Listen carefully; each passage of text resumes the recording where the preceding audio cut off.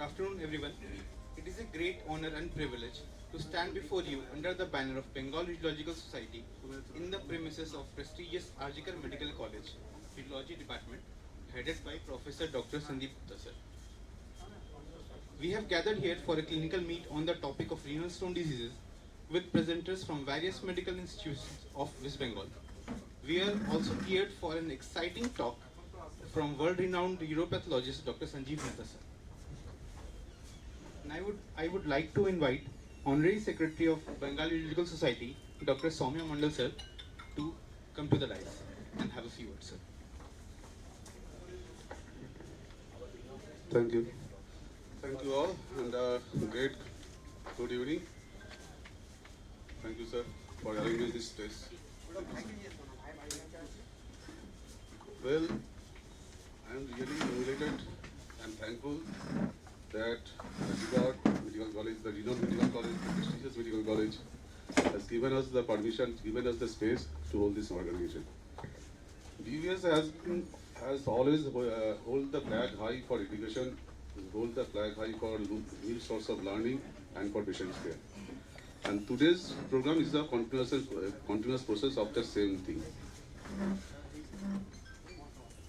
After a long time we are gathering in Arjikar, and we really hope this program will keep its marks high. Along with it, I need to say something, our continuous evaluation of our students, which I like to declare later. The gold medal students, gold medal examinations, the students who have won it, that will be declared at the end of the program. And associated with it, I'd like to just know from our students, today we have declared the fellowship program. Do you like it, na? I'm asking our students. Yes, sir. Yes. Do you like it? Yes, sir. Well, it takes quite a labor from us, it takes quite a time from us, and we are all doing this for you only. If you are happy, we are ready to host it. This fellowship program, we are targeting at least to, if possible, we will sell more. We have set up the institutions also, we have talked to them, and we really hope we will come up with this. And to avail this BUS fellowship program, we have kept a few points.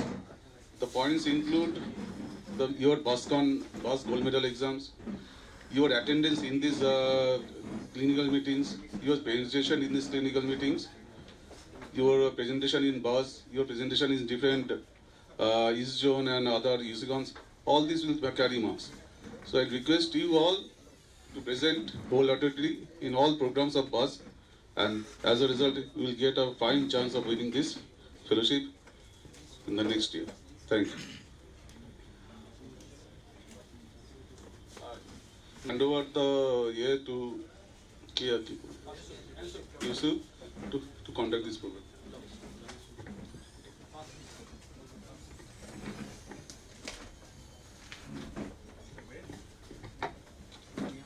I would like to call Dr. Bishop Prakash Nandi from Arjikar Medical College to start with this program. He is the first presenter.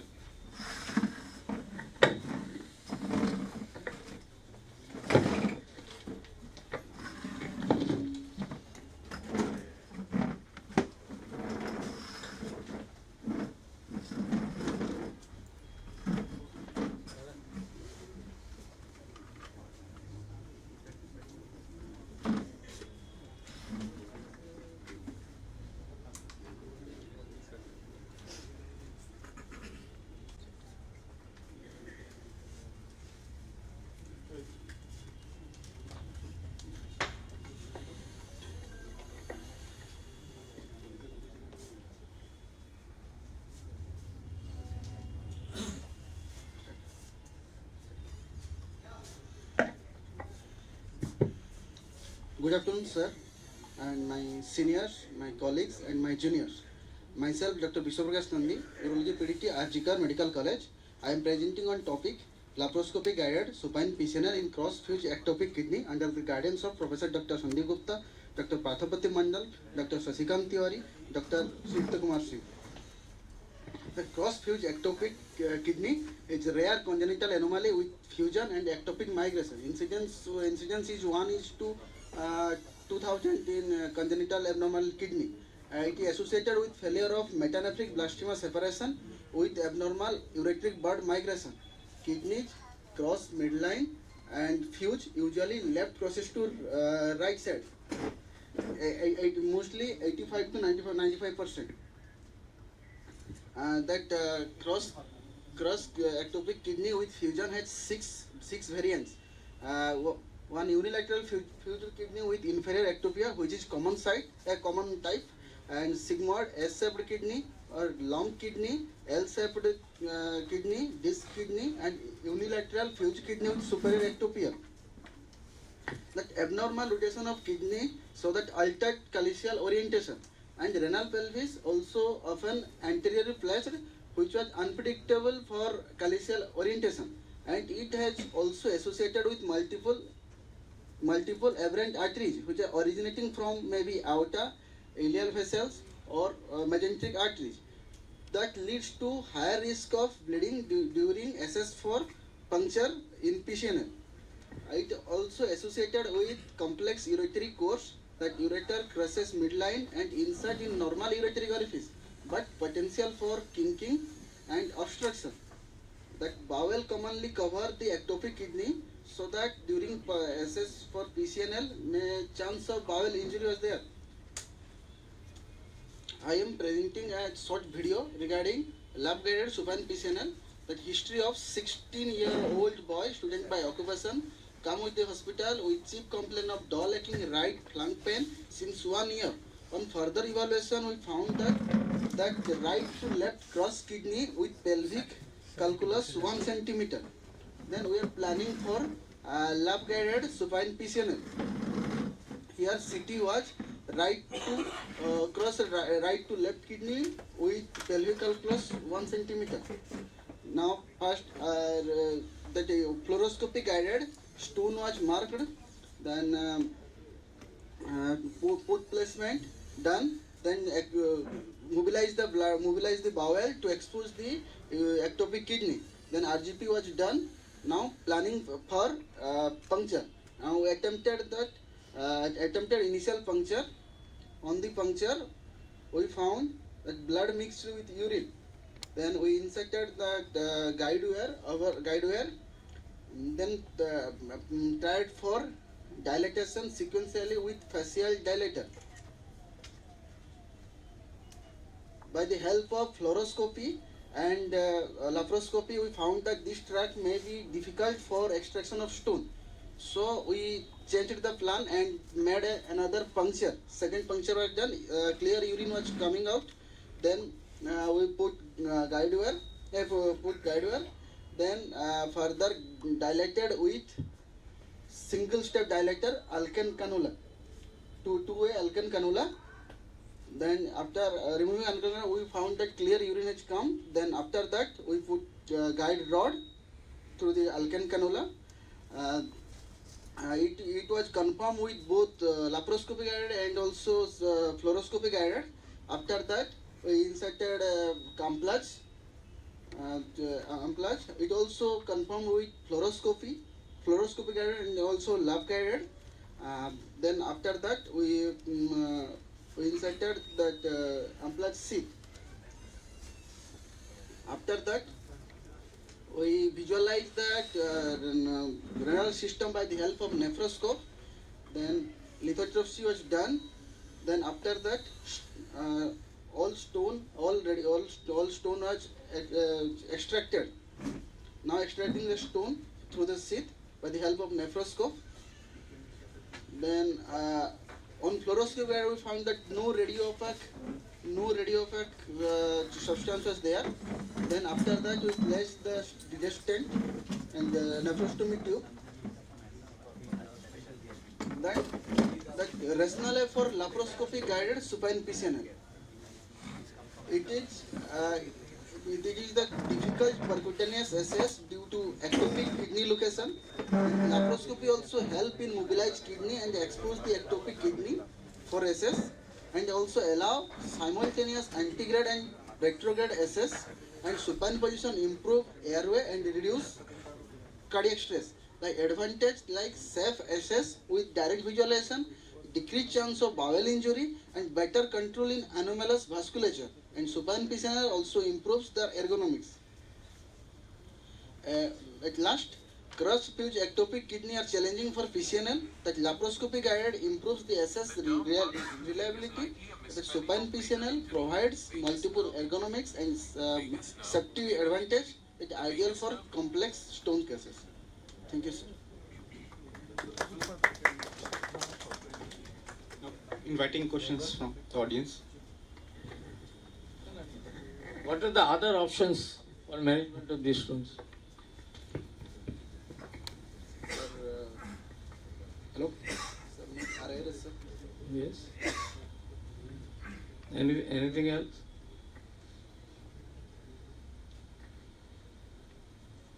What about lithotripsy? Although I have forgotten the anatomy of that, I do not remember the city.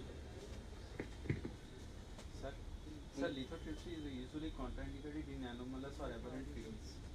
Or vascular. Vascular anomalies, it is also contraindicated in any congenital deformities, congenital abnormalities.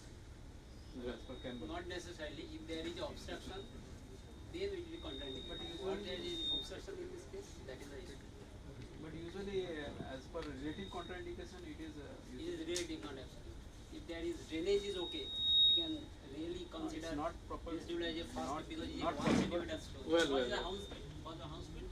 Sir, house bill is 1,200 something. That is a relative contraindication. You cannot assess the.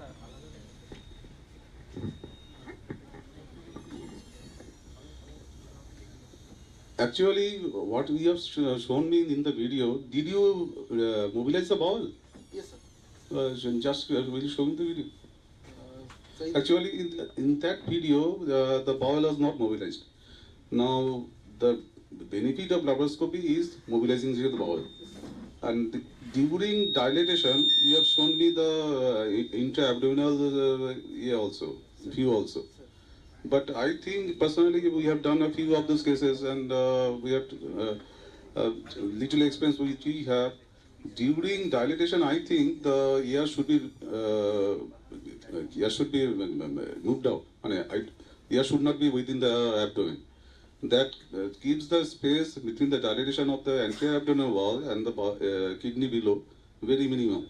The much you increase, the more difficult will you to things comes with dilatation.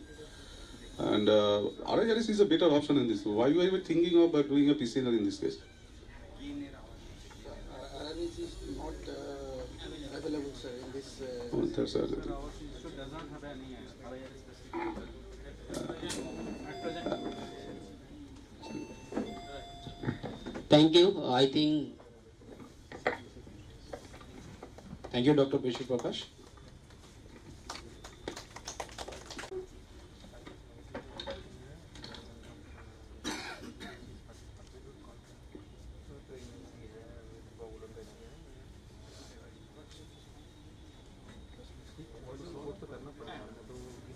Now we are coming to our next presenter, Dr. Shubhashish Santra from Calcutta National Medical College.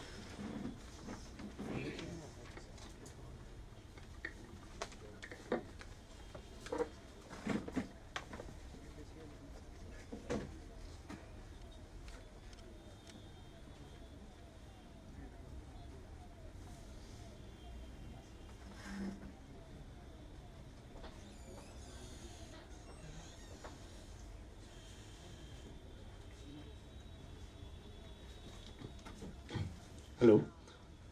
Good afternoon, my respected teachers, all the dignitaries. Today, myself, Dr. Subhashish Santra, Urology PTT from Calcutta National Medical College. Today, I will present on RIRS consider a boon for patient with calculi in anomalous kidney. 2 case report and review of literature. In stone in anomalous kidney, ectopic or HERSU are particularly challenging to manage and reflecting the atypical anatomy access issues faced by the urologist. Stone in anomalous kidney may be managed with AHWL, laparoscopy assisted PCNL, flexible RRS, laparoscopy or robotic pyelolithotomy or open surgery. chosen based on the anatomy, stone burden, and available expertise. We have to describe two cases of RIRS for stone in the pelvis of ectopic left kidney and in horseshoe kidney. In case 1, a 33 years old young male came with complaint of intermittent pain in the left flank for 2 to 3 months, mild intermittently but severe for the last 24 hours.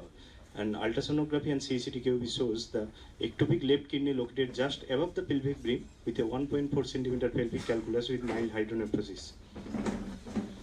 This is the pre-op CT image showing the left-sided kidney above the pelvic rim, and this is the X-ray below X-ray showing the pre-op DJ stenting was there, and another is the post-op. In case 2, there is 39-year-old female with 3 months history of right flank pain and dysuria following a failed PCNL done outside. And ultrasonography and CCTQB shows large 3.5 centimeter pelvic calculi in a horseshoe kidney. This is the reconstructed CT urography image showing the pelvis calculi in the horseshoe kidney right side, and this is the pre-op DJ stenting and the post-op. In case 1, she underwent retrograde internal surgery where stone was completely less and double J stent was kept at the end of procedure. And the patient, and the case 2, the patient underwent retrograde renal surgery with successful complete laser lithotripsy, and a double J uretary stent was placed at the conclusion of the procedure.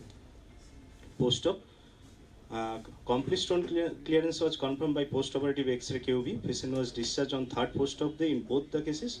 There is no post-op complication. The double J stent was removed after 2 months. In discussion, stone in anomalous kidney are challenging due to abnormal anatomy and access. Recent studies show RIRS is safe and effective in ectopic and horseshoe kidney with good stone-free rate and low morbidity. And Ojmeridian and et al. Support the RIRS as a minimally invasive alternative to PCNL or open surgery. Case report from Sneeman and Krishna Prasad confirmed the feasibility of RIRS despite anatomical variation. Our case series achieved complete stone clearance in a single session, no complication and short hospital stay. Findings support RIRS as a preferred option for selected stone in anomalous kidney. This is the UA guideline 2024-5 recommendation that horseshoe kidney, they are acceptable stone-free rate up to 76% with low major complication rate 2.4% can be achieved with flexible ureteroscopy. And RIRS for the treatment of stone in ectopic or horseshoe kidney was shown to be relatively safe, effective procedure. It may require more than 1 session sometime, but considering the minimally invasive nature, the bothersome is less. This is my references. Thank you, sir. 2.5 centimeter stone. Yes, sir. And single session complete clearance. Yes, sir. What was the time duration? Sir, About laser you have used? yes. Our institute there is holmium laser, sir. 100. Yes, sir. 100 watt. What was the time duration with holmium 100 to remove all the Sir, stone? 1 hour 10 minutes. Use the 1 hour 10 minutes, patient will have no complications. No, this case there is no complications. Sir. Normally, what is the recommended duration of an RIRS? Intrarenal surgery. What is recommended to decrease the complication? Sir, it's 45. But you have crossed that limit. Cross limit, yes. Maybe sometimes it will increase up the- to 1 hour, but this is 1 hour 10 minutes 1 hour as 10 per your minutes. service. Yes, sir. So there is every chance that patient may have Yes, sir. infection also, Infection also. some bleeding also. Okay, you have done a good thing. Okay, thank you, sir. So to keep the time down, what modifications would you like to suggest? That's it, 1.5 centimeters stone. Sir, we can use the thulium also, and Which type of thulium? sir, thulium fiber, sir. Thulium fibers. And sir, we can use the fan sheath also for Fancy doesn't improve time. It improves vision. Nothing else. visions, and sir, complication, post-op complication is less. Yes. Is there any documented data the fans have decreased Sir, complications? ongoing research is going on. No Ongoing. problem. No. Okay, thank you.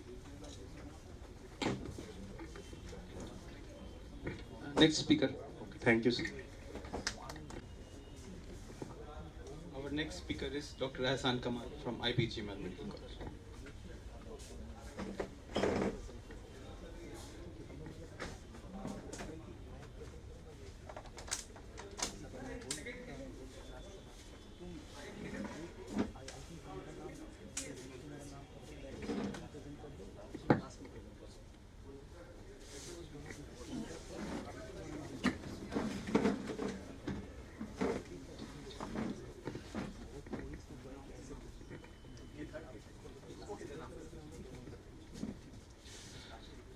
Good afternoon, everyone. I am Dr. Ahsan Kamal from second year urology PDT from SSKM. Today I am going to present a case series on pediatric RIRS done in our institute.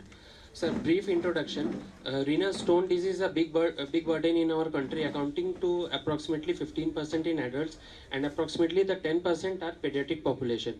And the management offered for the renal stone disease are PCNL, RIRS and ESWL. Today I will be discussing brief about RIRS.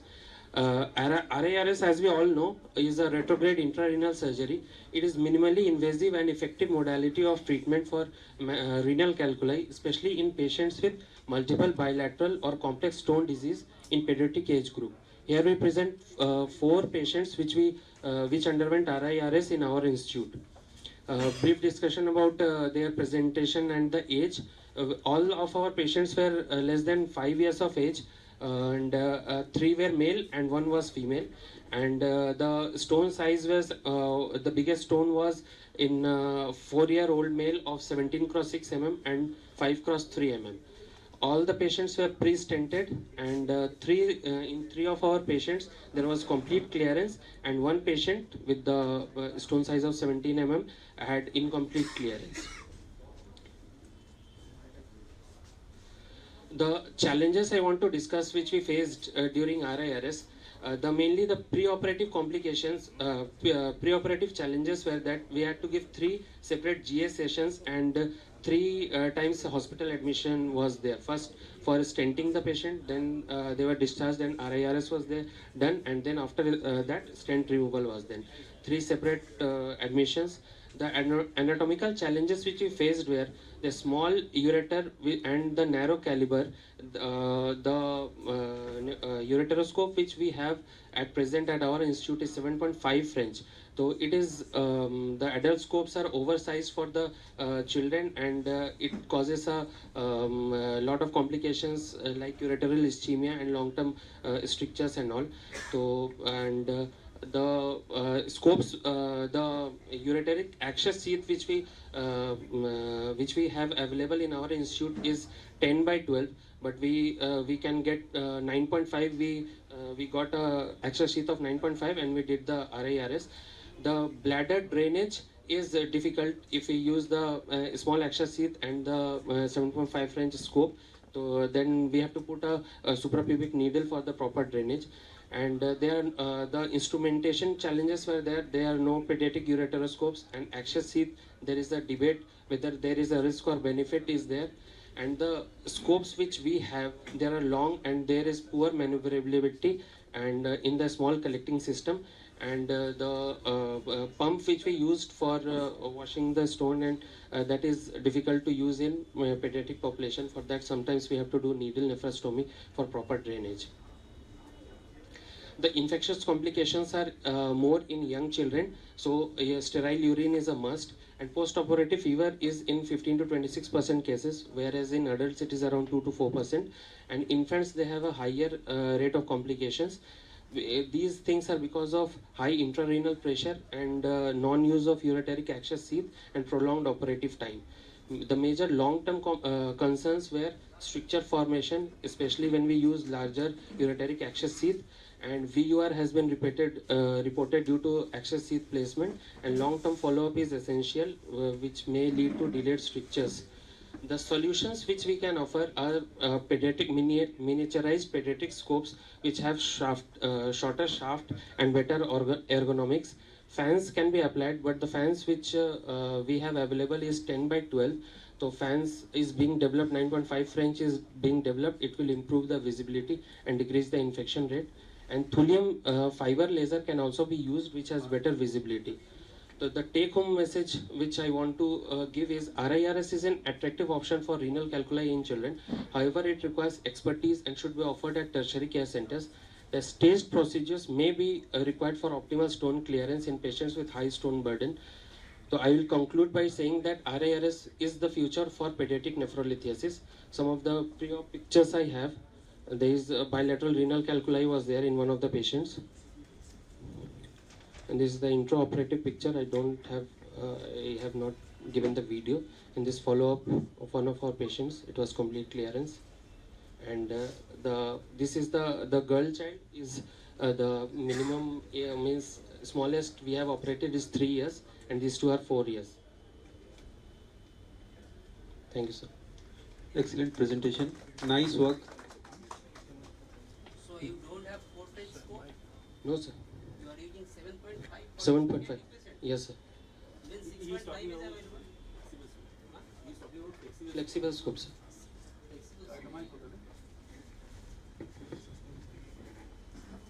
Actually, the pediatric ureter are very pliable. It's very difficult when we think that things will not go, but incidentally and quite surprisingly, things going easily. And that's what he has been talking about. Although it goes easily, there are chances of future stricture, perforation out there. But technically, in a pre-stented periodic age group, we have seen things are going in very easily. And that made our life easy. One thing I would like to know from you, why did you choose RIRS over PCNL? What were the complications? Why did you don't want to do PCNL in this patient? Sir, PCNL has more complications like pain and the massive deadly complication that is post-PCNL hematuria is very difficult to manage in children. So, and RIRS is less painful procedure for the children. And yes, sir, but in pediatric population, if we have to go for... Incidence of post-PCNL bleeding? Sir, 2%. 2%. 1 to 2%. 1 to 2% is too high. Too high. It's very, very rare. Okay, sir. Less than 0.2% or less than that also. With miniaturization of the scope. We use 30 days, that is 0.2%. We use up to 20 or 16 mini PCNL, little PCNL. Yes, sir. The chance is even lesser. More easier because once ureteric structure develop, that is a hell of time. Sir, with smaller ureteric shafts, the risk of ischemia in children is less compared to adults because of more pliability of the ureter. You have done one dusting and what's fragmentation? 3 dusting and sir 1 fragmentation. The With bigger, fragmentation, what is the smallest size that you can keep in this pediatric age? sir, approximately 2 to 3 mm. 3 mm in this child, 3 years child. Sir, sheath we This stone fragment will remove automatically, 3 mm. sir, the sheath which we used was around 9.5 centimeter What sheath. is the diameter of the Ureter. Even 3 mm stone is significant. Not like adult, that is non-significant. Ideally, it should dust 3 mm. No, sir, first we did fragmentation because it was a large stone 17 cross 6 mm and 5 cross 6 mm. Then we did dusting later, not just only fragmentations. What is the study period? Sir, 3 months. We did all these 4 cases in 3 months. Nice presentation. Thank Good you, case sir. series. Thank you, sir. No, sir, we have to remove the DJ also. No, we have to remove, sir. We have not admitted them. Yeah.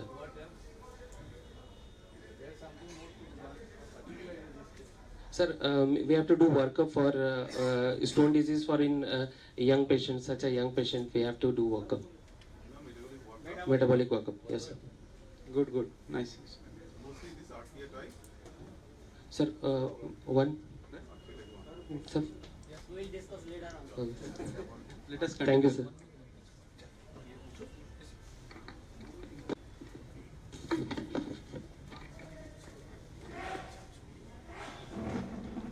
And now we have come to the inauguration part of our program.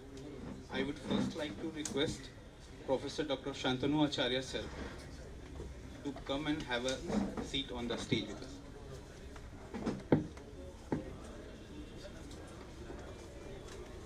Sir is Dean of Arjiker Medical College. Sir, please have a seat.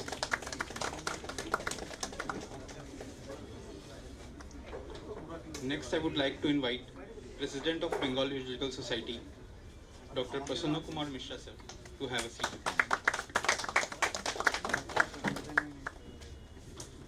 I would next like to invite Dr. Ranjit Kumar Das sir, ex-HOD, Arjiker Medical College, to have a seat.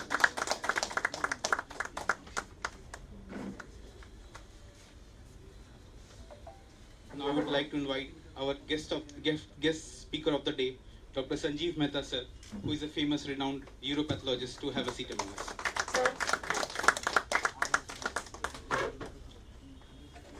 Next, I would like to invite Secretary of Bengal Geological Society, Dr. Soumya Mandal sir, to have a seat among us.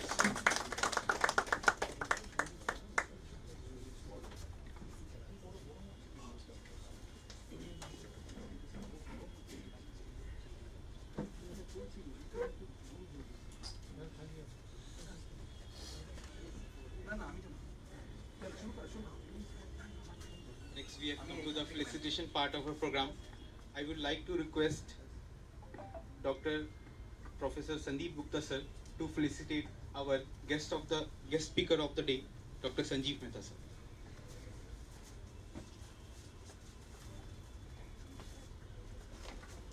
Welcome to Calcutta, to BUS. Not only to BUS but also to our zone, because I believe your tour to our zone is a bit less as compared to other zones. So I hope this is a good beginning.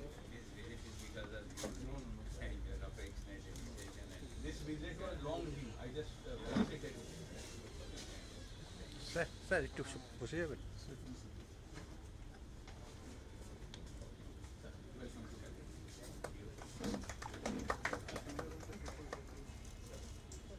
A small token of appreciation from my end for you. You have come so far just to give a talk. This is from our BUS side team. Thank you.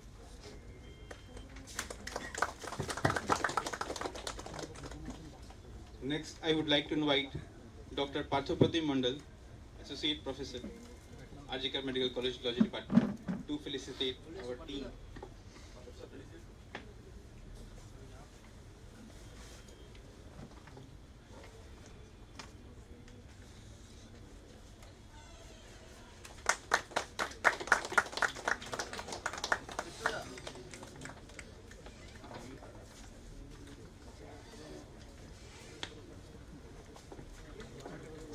I would next like to invite on stage Dr. Shashikant Tiwari, sir,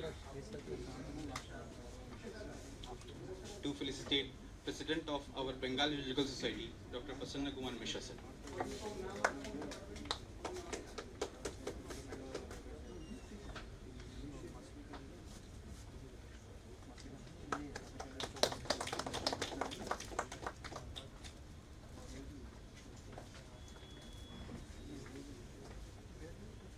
I would like to invite Dr. Sudhir Kumar Singh, sir, to felicitate Dr. Ranjit Kumar Das, sir, our ex-HOD, Meteorology Department.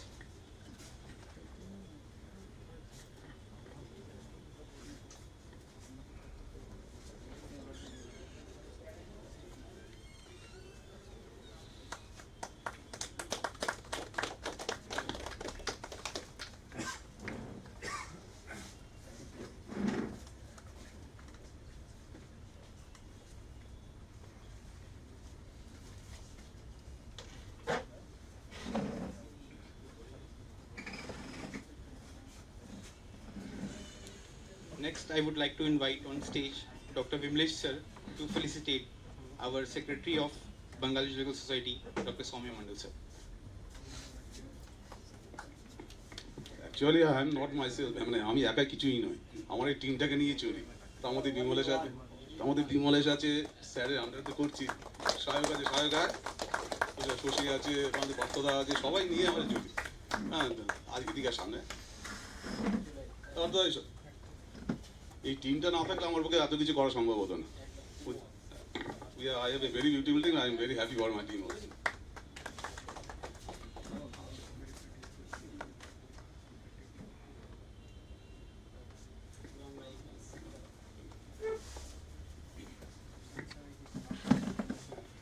You can now call sir lamp lighting and then 2 minute ka baat and then proceed with the rest. I would like to invite Professor Dr. Sandeep Gupta sir, who along with all with our panel members will inaugurate the programs.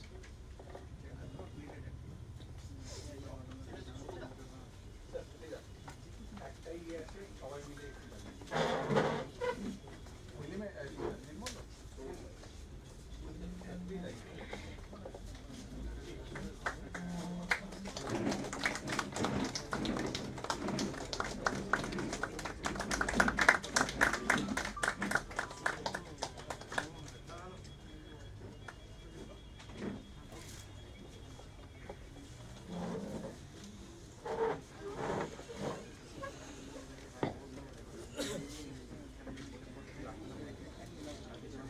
like to invite Dean sir to have some words.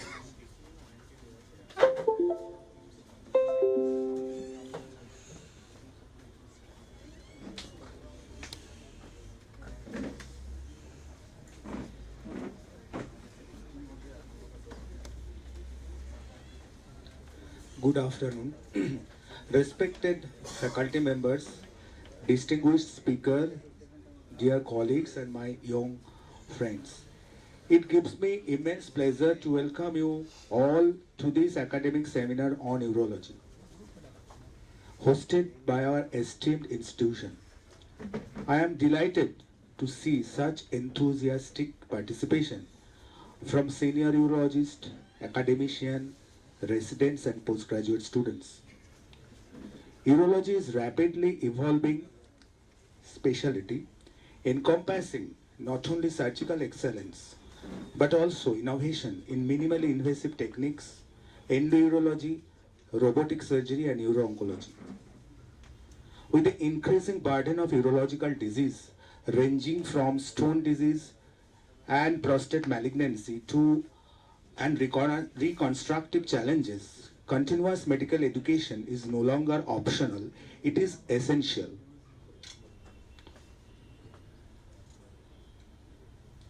Seminars like this provide an excellent platform for knowledge exchange, skill enhancement and academic discussion. They allow us to bridge the gap between the evidence-based medicine and day-to-day clinical practice. I am confident that today's deliberations will help participants refine their approach to diagnosis, decision-making and patient-centered care.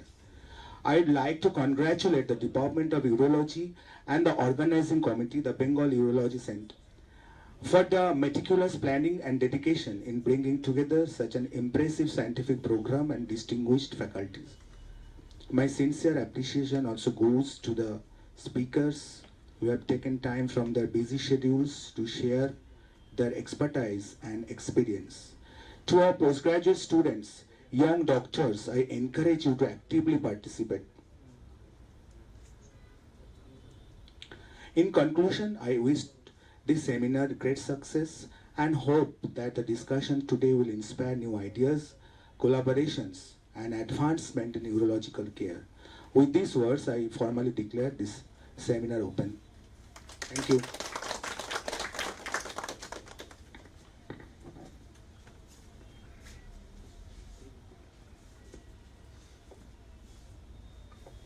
Next, I would like to invite our President of Bengal Urological Society, Dr. Prasanna Mishra sir, to have a few words.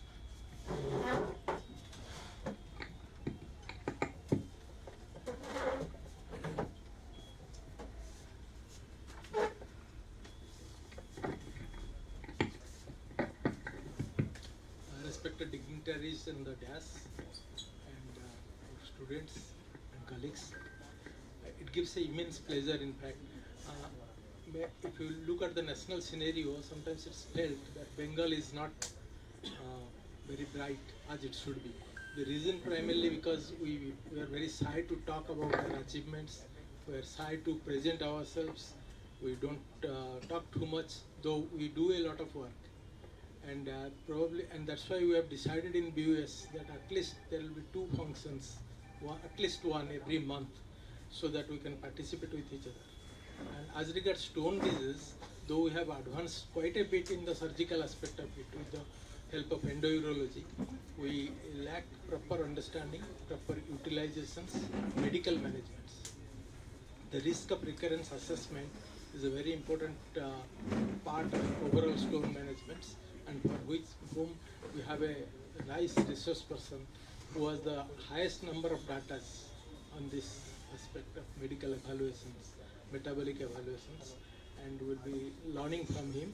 And I congratulate Dr. Gupta who have chosen a right speaker for addressing this neglected part of urolithiasis.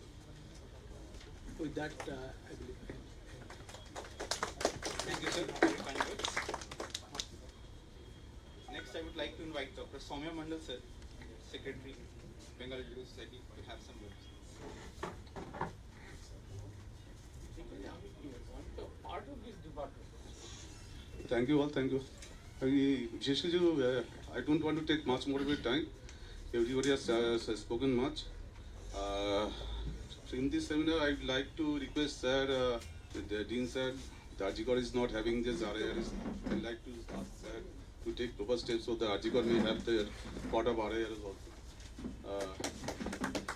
And as with advancement of embryology, RIRS, and recently laparoscopy guided PCNL, and all things are becoming so much common that even the residents are starting doing it.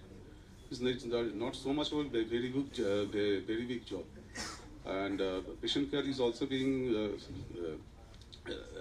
done in a better way. We have greater output, we have lesser hospital stay, and that's it. And with these regular classes, what we learn to know that these things are going on in large scale, and patients are having a very good benefit of those. And that gives us immense pleasure, that gives us that confidence to carry on with our work. Thank you. Now like to invite Dr. Rajesh Kumar, our ex-ST.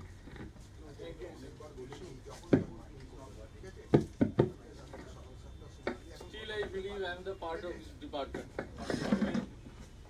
Thank you, Sandeep and students of this department for felicitating me. And you know I was HOD 5 years back. But the status of the department which I left, status of the department which I left, since then now Sandeep has improved much a lot. And for that I am really happy. These clinical meetings are mainly arranged for the students and the juniors. The purpose is that students should take part in the discussion. You know the stone is very important for you. Very important both for theory and practical, it is a must. You will get definitely stone cases. And in our practice also about 25 to 30% cases are stone cases. So surgical thing is almost everyone knows, not a problem. But one thing what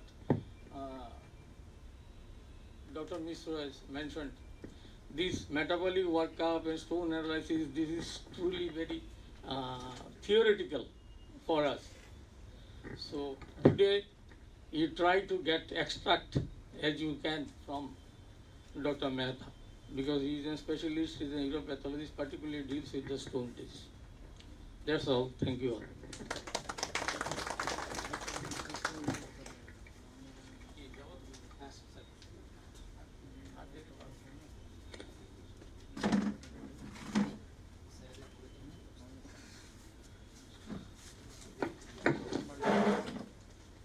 We do have Dr. Sanjeev Mehta sir among us.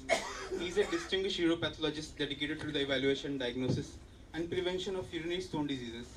He is founder and director at Urolab, Ahmedabad, India's premier laboratory for advanced stone analysis and 24 hours urinary metabolic evaluation. I do like to have him on the podium to have some few words with us. First a few words and then your Thank you very much and good evening. All the dignitaries, the Dean, the President and Secretary of Bengal Urology Society, ex-head of the department, and the present head of the department, Sandeep. It's really a pleasure to be here, and I must thank again to Sandeep Gupta, whose affectionate invitation has brought me over here. And I must admire and appreciate his commitment that in spite of, I know his last night was horrible. His son is having some acute abdomen and he is admitted in the hospital. At 5 a.m. he took to the hospital for admission and he will be operated I think after an hour or so from here. So you have got such a dedicated team, and I'm sure the future of Bengal Urology Society is very great. This is my first visit and I would like to be merged in this family and would like to come again and again and share something about the stone disease, and we can have an exchange of the knowledge mutually. So I just start my talk and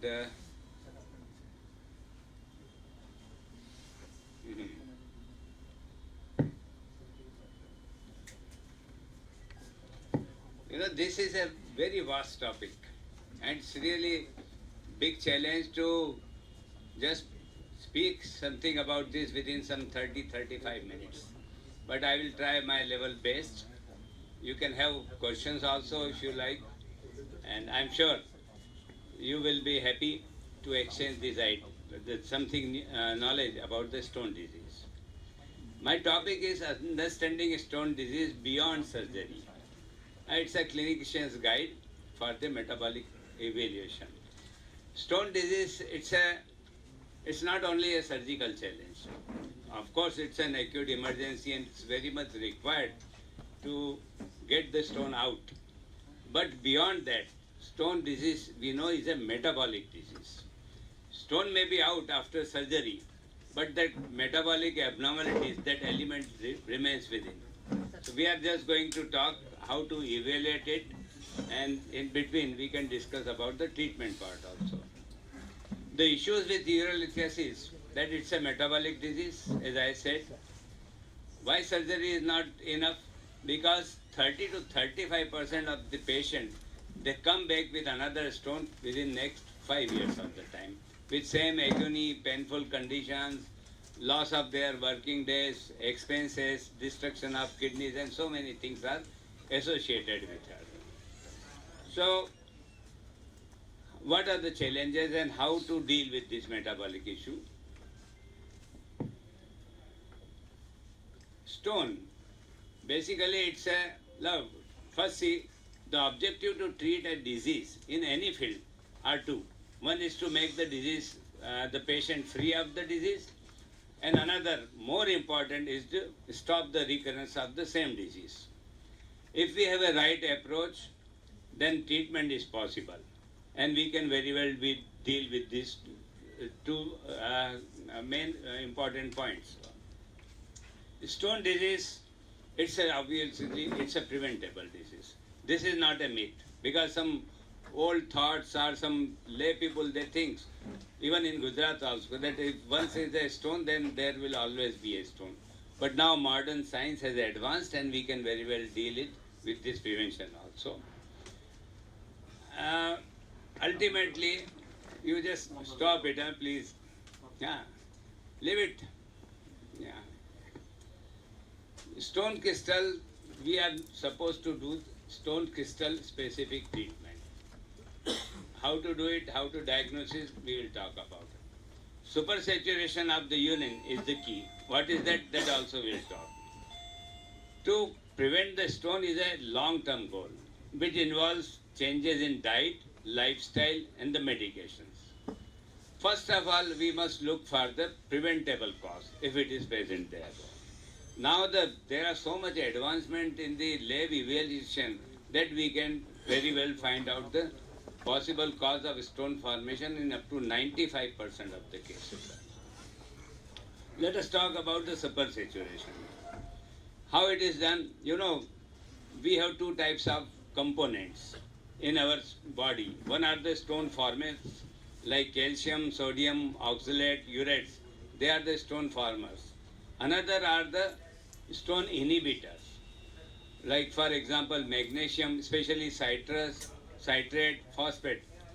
Stone formers, when they are in excess, they start stone formation. They dominate the stone inhibitors. Or when stone inhibitors are deficient in quantity, they allow stone formers to form the stone. And ultimately there is a nucleation, there is a growth of that crystals, there is aggregation and retention, and finally it leads to the stone formation. In the entire this phenomena, there is a role of urine chemistry. What is that role? We'll talk again. When patient comes, these are the basic tests one is supposed to do. I'm just telling you about the conclusion. In blood, if there is a low potassium and low bicarbonate, always think of the renal tubular acidosis. If you diagnose it, that entirely changes the treatment also. We know that. high uric acid is uric acid diathesis. If calcium is persistently high, think about the primary hyperparathyroidism.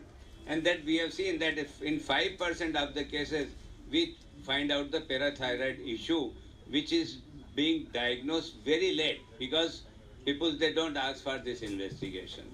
Low phosphorus is because of renal phosphorus leak. Parathyroid, as I said, it should be examined SOS. Urine, if it is alkaline, it suggests infection lithiasis. Too much acidic urine leads to uric acid lithiasis. Sediments has to be examined, which also many times gives important clue. Simple microscopy, if it is done by an efficient pathologist, can lead to the diagnosis of the stone disease also. Urine culture has to be done if it is if you find the infection or presence of pus cells. Cystine, qualitative test, very economical, very easily available, that can be done in the laboratory. This is the list of all the primary causes which cause the stone formation.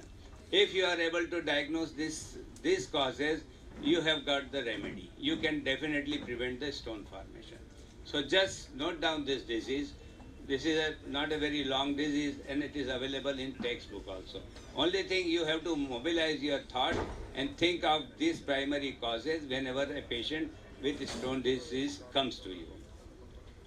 Let us talk about the stone analysis. This is very essential in every patient. Every stone must be analyzed. Don't ignore it because that stone can have a story. Then can tell a very important thing about the metabolic process which is undergoing within the patient. Stone composition reflects the chemistry of formation and provides direct clue to the etiology of the stone formation. Stone components often change also over time. When patient comes with the recurrence, with the second stone, always remember, in 20, it has been published, in 20%, 21% of the patient, the stone composition changes. And it can have a different cause also. Mixed stones are common and often they are very misleading. Only analysis can can tell you about the true composition of that stone. And every component has its own significance. Stone is not only of 4 types, like calcium stones or struvite stone. There are at least 65 different chemical compounds which are found in the stone analysis. Some of them are frequent, they are common, and some of the rare, but they do occur. And since we have a center where we come across all types of stone, we have now database of all these rare type of the stones also. And that entirely changes stone. So this shows that why stone should be analyzed. These are the stones which can be diagnosed only by the stone analysis. Uric acid, cystine stone, struvite, the stones which is caused by many drugs also. And now with modern technology, this can be find out of. Ammonium uric stones, 2,8-dihydroxyadenine stone. Mainly it occurs in pediatric patients. And we have number of patients of this type of stones and silicate stones. So all these stones can be diagnosed only by the stone analysis. Another thing which can be diagnosed by stone analysis is the artifact. You know, many times patient, you must have experience also, they comes out with some particles and says, doctor, I have passed this stone. And we analyze, when it comes to laboratory, we find it is just nothing but like a small seed or even something they just misdiagnose by confusion. They take a particle of the sand also. But those artifacts can also be find out once you go for the stone analysis. This is how reports can be given. You know, this is stone which contains 4 or 5 components. This is a struvite stone. Reports can be given. You know, this is against a graph. So you can find out what was the exact size of the stone, what was the look of the stone. This is important to give with the report because patient moves with the report to different places. And every clinician or every urologist can find out how was the stone by look also and what was the size of the stone. All the components are given. There is a graph also which is because of infrared. I'm not going much details in the technology and the technique of stone analysis because of time strain, but this graph is auditable also. This is another xanthine and calcium oxalate dihydrate stone, which is reported like this. Coming to the significance also. This I'm just going in very brief because on each we can speak for a much longer period. Like first of all, this is for urologists, for clinicians.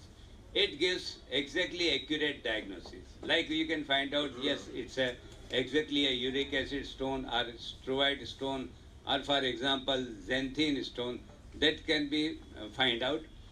Etiopathogenesis of inside stone can also be presumed. Like brucite stones are many times comes with the renal tubular acidosis. So whenever you find a report with brucite component, think about the RTA also. Therapeutic guidelines, it has been provided by the stone analysis. This is a simple example, like if it's a uric acid stone, you can think about prescribing allopurinol or ask patient to restrict their protein intake. Another thing is the recurrence prevention. Patient can be explained about the proper diet, fluid and medicine, depends upon the type of the stone. So in spite of giving the random non-specific advice that you start drinking water, you eat this, you avoid that, patients get confused. So depending upon the stone analysis, what was the outcome of that, you can focally and specifically advise the type of diet one patient is supposed to take. Another thing is that you can evaluate the prognostic values also. For example, brucite and cystine stones are very difficult to treat, and they need a long-term policy and strict compliances by the patient also.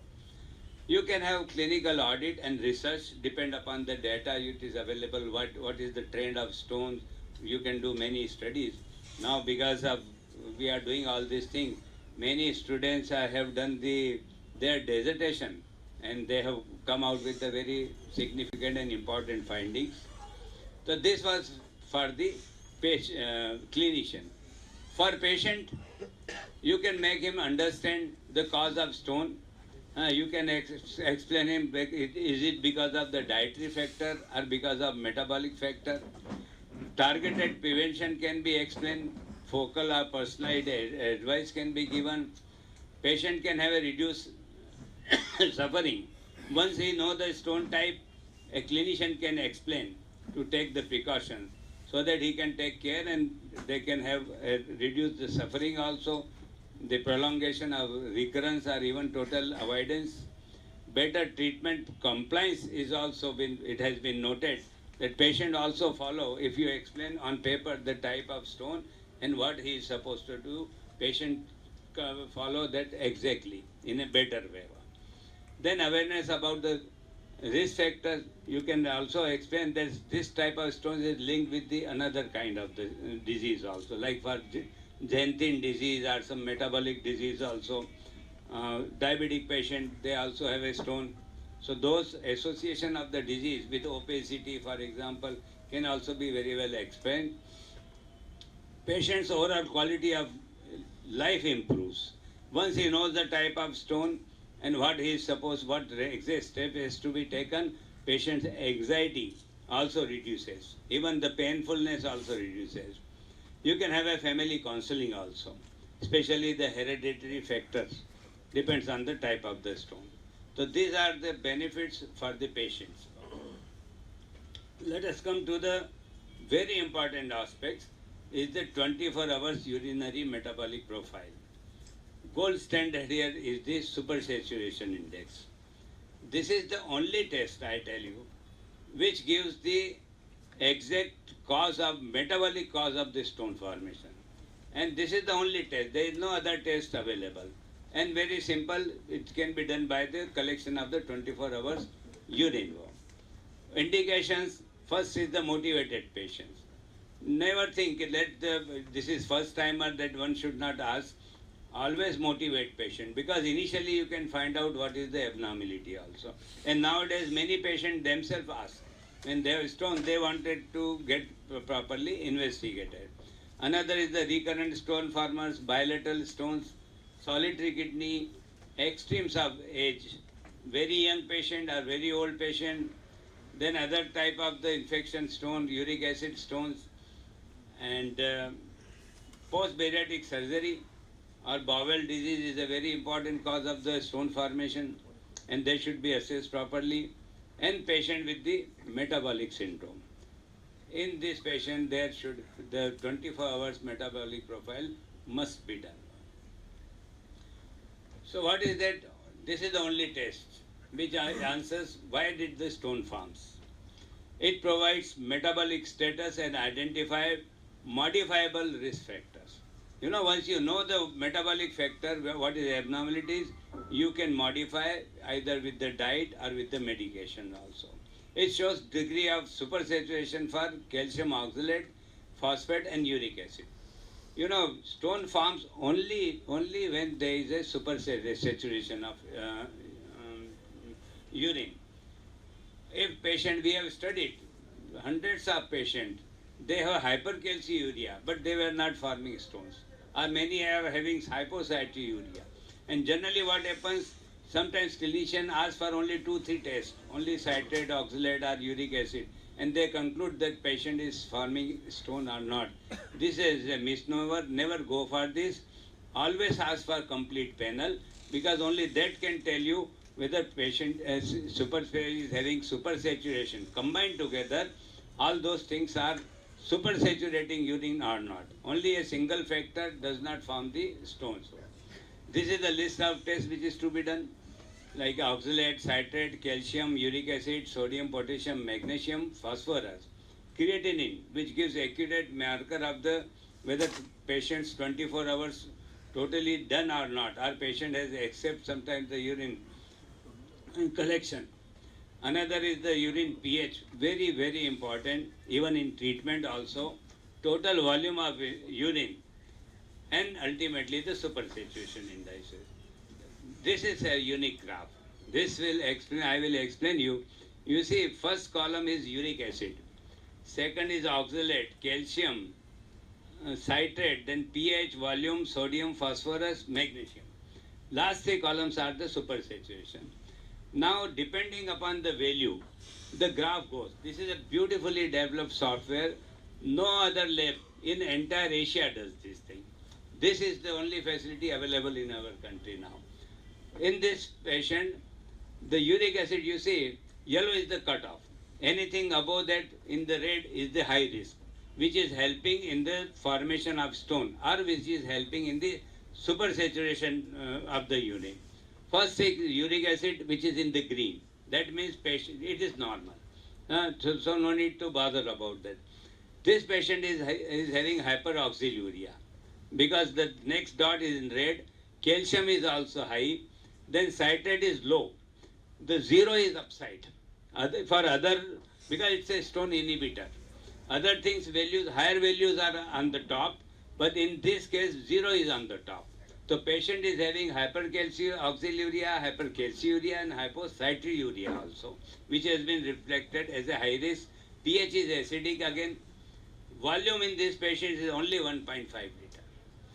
Now what happens, other things are normal and supersaturation of magnesium is also low.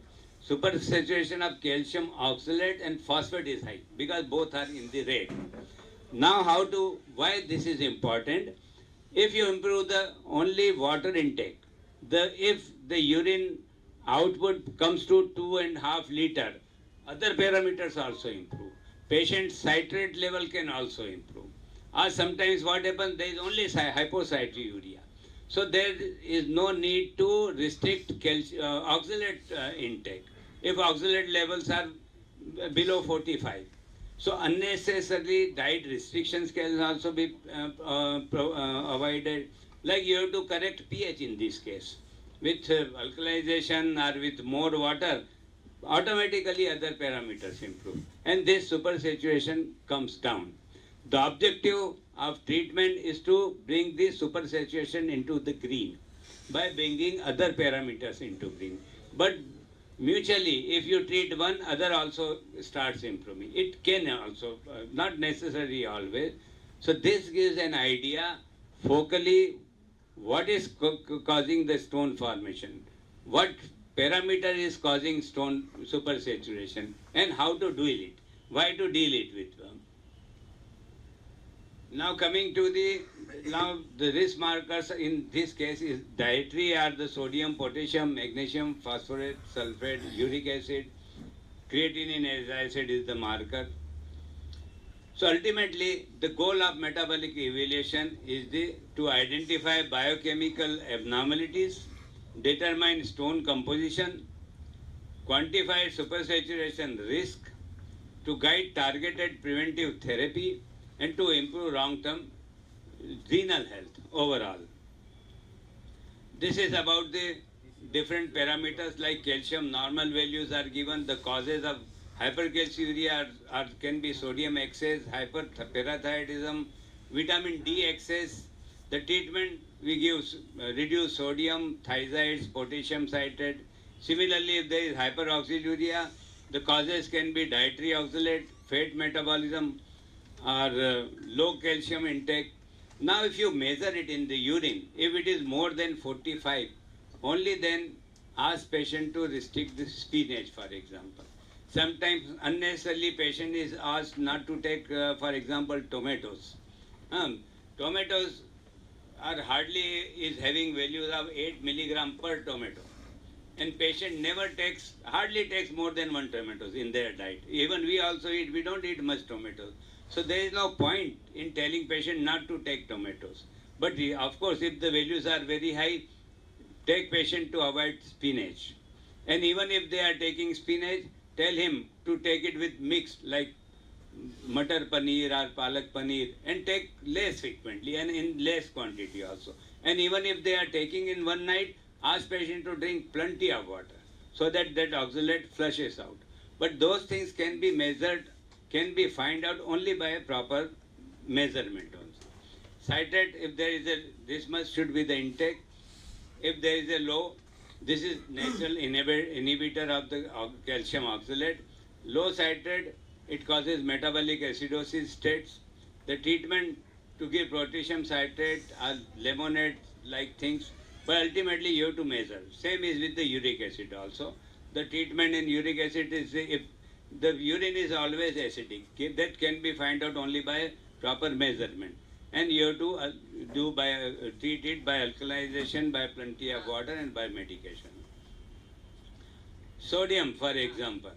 High sodium, it causes calcium excretion. The target should be less than 2 grams per day.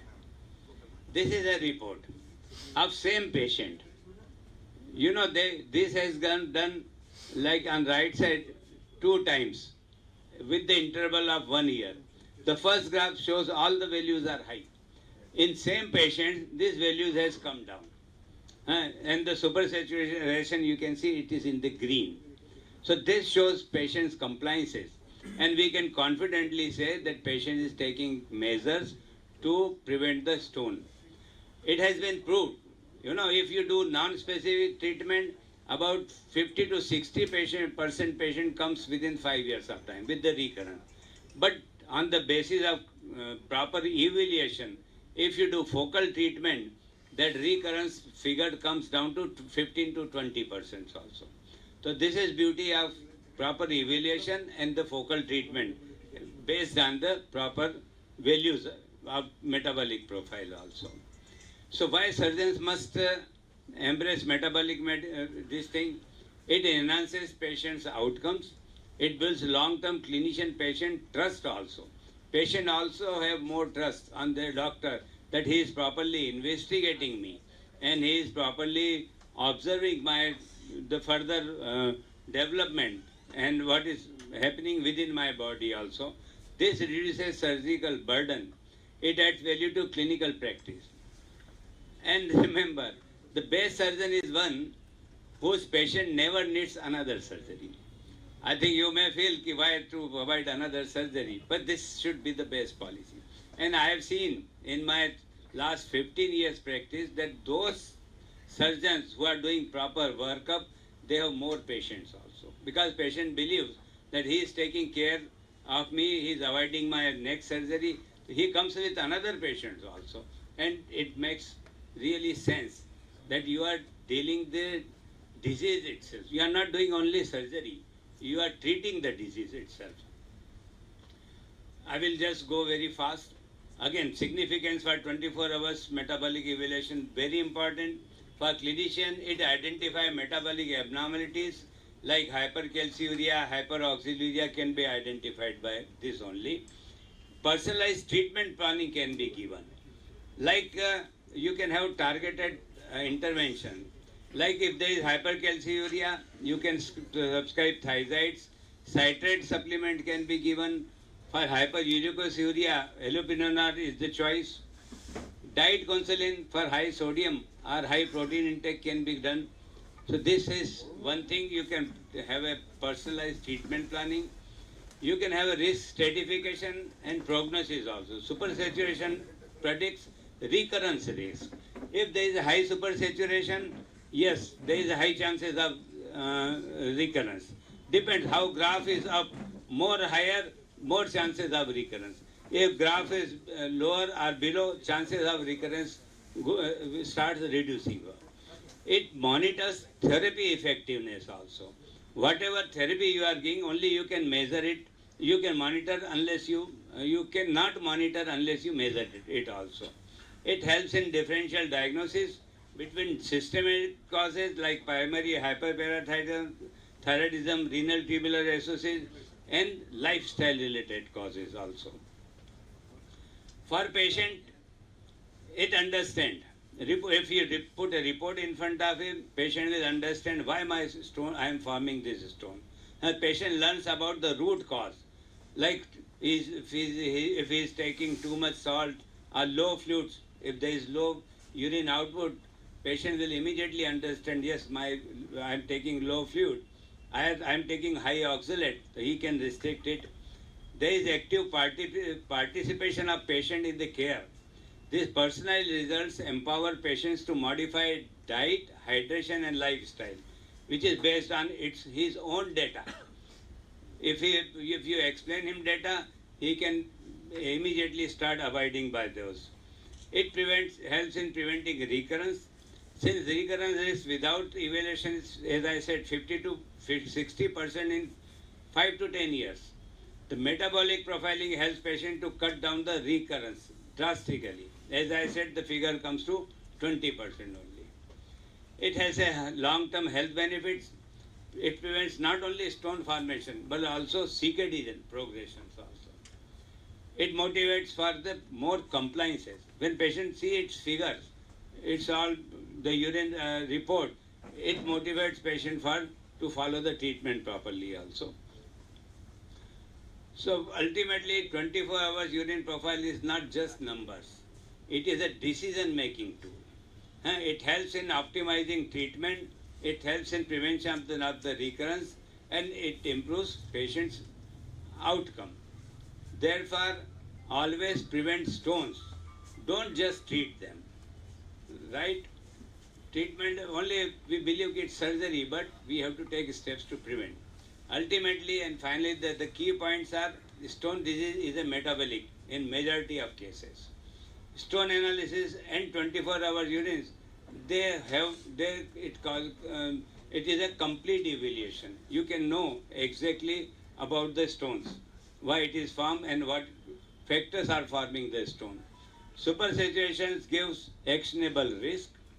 High supersaturation means you take actions accordingly, and targeted therapy prevents the recurrence of the stone disease. So that's it. With that, I've finished this long topic, miss. I've tried to compile it very shortly. Might have gone faster, but I will welcome if you ask questions. You might have some questions, queries. No, the seniors know your performance since 2005, I think, in the Ahmedabad National Conference. Oh, yes. But Dr. Sanjeev Mehta only could find time only this time. We are waiting for to see you personally. Yes. I am late, but it is better to be late than never. I think I would like to come again and 20 again. years is a long time. You should have traveled all over India. Yes. Because you preached sitting at Ahmedabad. Yes, sir.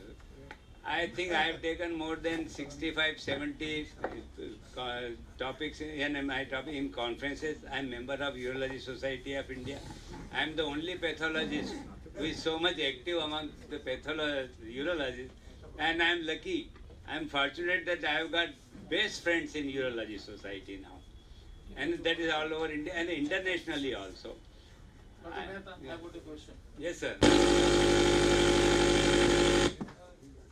If we send a piece of stone to your lab, how did you analyze?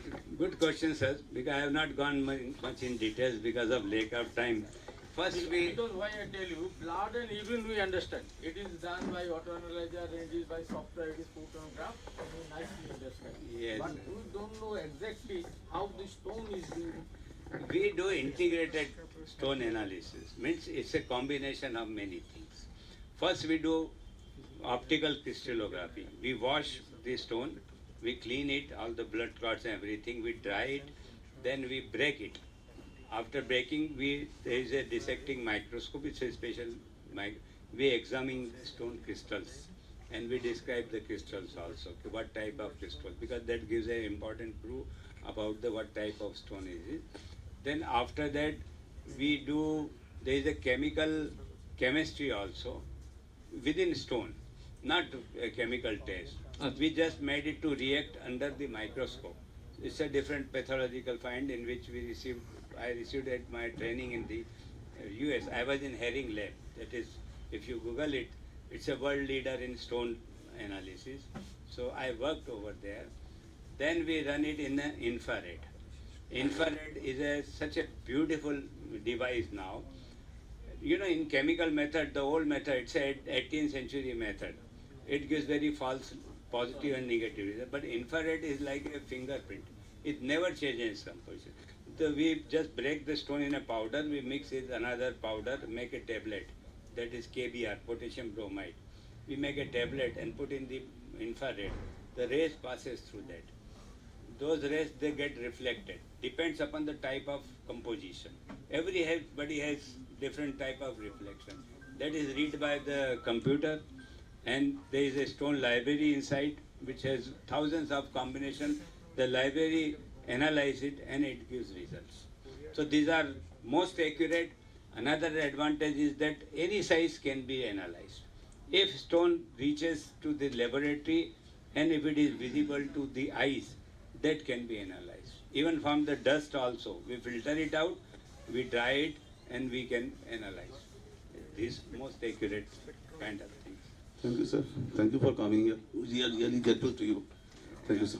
Thank you very much. Now I would like to continue with the class.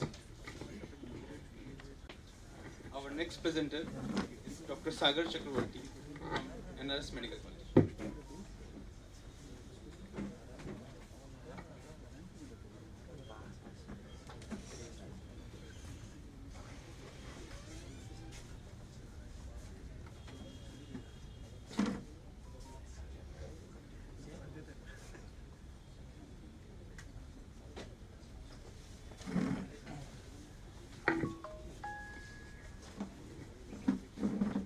Good afternoon, respected teachers. Myself, Dr. Sagar Chakravarti, second year PTT from NRS Medical College. I'll be presenting a case of PCNL done in a horseshoe kidney. Horseshoe kidney, as we know, is one of the most common fusion anomalies of the kidney. And patients with horseshoe kidneys are very susceptible to renal calculus, mainly due to stasis. Our index case is a 50 years female with a horseshoe kidney and presented with bilateral flank pain, left side more than right. She underwent an NCCT which revealed a staghorn calculus in the left renal pelvis, and the Hounsfield unit was plus 1344, and she also had multiple calculi in both polar calyx of the right moiety. This shows the CT scan. The patient underwent bilateral PCNL in prone position at 1 week's interval. The left PCNL was done first, followed by the right. A C-arm guided fluoroscopic adjusted puncture was performed with single subcostal direct puncture of the upper posterior calyx. The tract was sequentially dilated to 24 French and 24 French Amplas sheath was positioned. Pneumatic lithotripsy was performed using standard nephroscope. Complete clearance was achieved and 6 French digest stent was placed and PCN tube was kept. The PCN tube was removed after 2 days. Our operating time on the left side was 1.5 hours and on the other side it was 1 hour. Blood loss was minimal and the patient did not require any post-op blood transfusion. There was no intra or post-operative complications and at 90 days there was no evidence of residual stone in the X-ray. PCNL in the prone position with a direct upper pole access, thus in a horseshoe kidney, is a feasible, safe and effective approach. Thank you, sir. Why 90 days analysis was made? Is it mentioned in the book? No, sir. Just patient, initially when the patient came, after 3 months we did the evaluation and then we found not like any particular. You said you used a standard nephroskop. What is the size of the nephroskop? 20 French, sir. Our institute. It's not a standard use. 24 is the standard. And your size dilatation was up to 24? 24 French. So 24 French falls within mini or standard? Standard. No, it's possibly mini, I think. You give 5 differences between normal kidney PCNL and horseshoe kidney PCNL. Advantages and disadvantages. Sir, in horseshoe kidney, the puncture, the upper calyx puncture is easier because the kidney lies low down and so the risk of pleural injury is less. And yes. We do puncture in the upper calyx because it is easier, pleural injury is less for that. Because it is the. Why we are not doing through the lower calyx? Sir, lower calyx is not done because there is fusion of the lower poles and there is also aberrant blood supply to the lower pole. So, and the calyces are medial, more medial, and so chances of vascular injury is more. Yes, sir. Unlike the opposite side, vascular is less. But if you want to go to the upper calyx, you have to go through the upper calyx. How can you go from the lower? No, I'm not saying that, sir. I'm saying upper calyx puncture is easier comparatively because the calyces are posterior calyx, the upper posterior calyx. With that, we can access almost all the calyces. And sir, PCNL is easier or difficult than normal kidney? it is comparatively, sir, easier. The pelvis is also facing anteriorly, and What's about bleeding? Is there any comparison, normal kidney and horseshoe kidney bleeding after PCNL? bleeding, sir, lower pole has higher. If we do lower pole puncture, then risk of bleeding is higher compared to normal kidney. Otherwise, it's not much. Thank you. Thank you, sir. No question. Thank you. Hindi from Medical College, Kolkata. Nice presentation.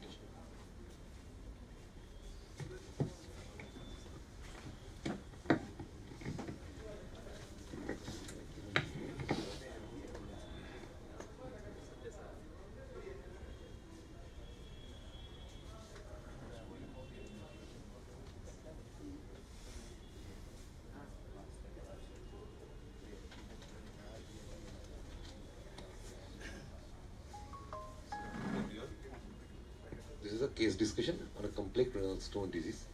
I am Dr. Rajat Nandi, second year PhD from Medical College, Kolkata. Patient overview. A 54-year-old diabetic hypertensive male presented with bilateral flank pain. Right was more than left side. USG was advised, suggestive of bilateral renal stone disease. Patient was advised to undergo CT scan for further evaluation. These are the pre-op images. The X-ray showed a right renal fossa shadow, staghorn calculus, and this is the CT scan. Showing multiple calculus. Multiple large calculi in right kidney, largest in lower pole 16 mm and a large 36 mm staghorn calculus in right renal pelvis. 13 mm calculus seen in mid pole and few 2 to 3 mm concretions also seen in left kidney. And right-sided mild hydrohydronephrosis was noted. Patient was advised to undergo right PCNL after routine evaluation and pre-anesthetic checkup. Right prone PCNL was planned. Single-step dilatation was done up to 26 French through the middle calyx. Fragmented the stone with pneumatic lithotripsy and inserted a PCN and 6 French digestant was kept in situ. We had stopped the procedure after more than 70% clearance due to prolonged OT time. After that, patient had perinephrostomy leak on POD2. A X-ray KUB was done. It showed a migrated stent, and after that, stent repositioning was done and peri-PCN leak reduced from POD4. After that, by POD5, patient developed fever, which was being managed conservatively. Patient developed hematuria with clot retention and deranged renal function tests by POD7. A NCCT KUB was done. Intrarenal collection was noted in the right side, and patient was managed conservatively. Persistent mild hematuria. On POD9, we had performed a CT angiography for that hematuria only. CT hematuria angiography showed there were 2 blushings suggestive of a AV pseudoaneurysm. Small blushing was noted and interventional radiology opinion was sought. Further vascular intervention was planned. On POD10, a diagnostic renal angiogram subsequently confirmed an AV fistula originating from the middle division of the right inferior renal artery. Angioembolization was done and coils were placed through the 4 French catheters. Selective angioembolization using coils was performed. Post-embolization hematuria resolved, vitals were stabilized, and renal function remained preserved, and patient was discharged in a stable hemodynamics. After that, patient had a fever after a month and presented with high CRP, leukocytosis, flank pain and fever. Ultrasound revealed debris with a grade 1 hydronephrosis and perinephric inflammation suggestive of acute pyelonephritis. We had managed the patient conservatively with antibiotics, fluid and analgesics. After stabilization, we removed the digestant and the patient was discharged. After 2 months, the patient returned with bilateral line to groin pain, anuria, high creatinine of 7.1, hyponatremia, and severe leukocytosis of 18,000. NCCT was done. Imaging showed bilateral lower ureteric calculus with hydroureteronephrosis, a scene of post-renal AKI. Now, we did immediate catheterization, correction of electrolytes, and urgent hemodialysis was done. After which, we performed right URS and bilateral digestenting. Intraoperatively, pus was draining from both ureteric orifice, indicating infected obstructed system. Right distal ureteric stone was fragmented using leather fiber to secure guidewire access. Clearance remained incomplete, but bilateral stents ensured drainage. The patient improved postoperatively, shifted to CCU, and then recovered with creatinine dropping from 7.41 to 3.4. The patient was discharged in stable condition and planned for further intervention later on. These are the final post-op image showing bilateral digestant in situ. This case teaches us several important lessons. PCNL complications require high vigilance. Late onset hematuria may signal AV fistula or pseudoaneurysm. Infected bilateral obstruction is an urological emergency. Prompt decompression with supportive nephrology care is life-saving. And multidisciplinary collaboration is essential as seen in radiology, nephrology, infectious disease and urologic interplay. Thank you, sir.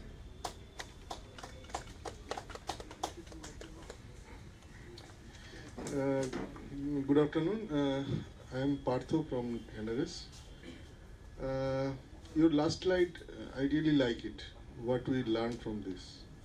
But beyond this, I think there are a lot of to be learned. Okay. From this case history, what do you think gone wrong? Because a person came for a stone surgery, he just had a travel to the hell. Okay. So, what is your thinking that what went wrong for this patient? There was a stagon calculus, so I am telling first see, আমি তোমাকে কয়েকটা point বলে দিই। এক নম্বর হচ্ছে angioembolization, hematuria. So what went wrong? Second thing, bilateral ureteric obstruction after digestion removal, after PCML. What went wrong? This is not a very common thing, isn't it? How to prevent it? We could have put a left-sided stent also during the initial procedure when we did a right-sided PCNL. No, you should have done a straight X-ray QB before removing the digestant. If you see that there is a left-out stone in both sides of the kidney, should I remove the digestant? The digestant was causing infection, and for which he was admitted on the second time. But then you should have done PCN. I think you understand this. You have to drain the kidney at any cost. If you cannot keep the digestant, do a PCN. But I am removing digestate and patient is suffering from bilateral ureteric obstruction due to stone. This is very unfortunate. Yes. So the takeaway message is do X-ray. We do X-ray after OT. If there is retained stone, we do second, because this is hospital setup. You can do a second surgery. And second thing, before removal of the digestant, do X-ray. If there is stone, don't remove it. If you cannot keep digestant, put a PCM. Bilateral stone is not acceptable to remove digestant. First thing. Second thing, what went wrong in case of hematuria? You said you dilate 26 French, and you had done it single step. Yes, sir. Okay. So That might have do you damaged. think? Don't you think that you should rethink about the dilatation procedure? We actually do both serial coaxial dilatations and single step dilatation according to surgeon preference. And this What is your observation? coaxial is causing less bleeding, less post-operative hematuria. 26 French dilatation single step. Is it required? Not always. So what is the but as decision recommendation? This is not a stragon, this is a partial stragon. fascist steps, So partial stragon, what is the decision recommendation now? 224 French and coaxial. No mini PCN or PCN? Standard PCNL is better. Standard mini PCN. That prevents these injuries. মানে দেখো, choice is for the surgeon, definitely. You don't, but when you face any complication, you should rethink, you should introspect, because sequential dilatation takes a lot of time, but not lot of, hardly 5 to 10 minutes extra. But you can observe.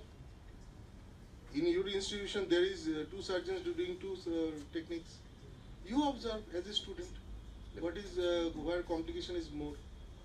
I give 10 minutes extra, I won't mind. Okay.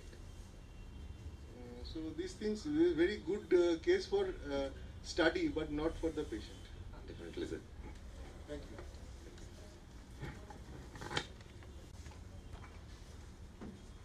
Next, I would like to invite Dr. Sachin.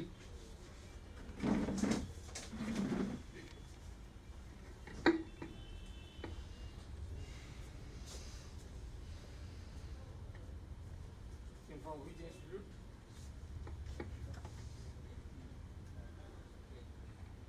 Wims. Sorry.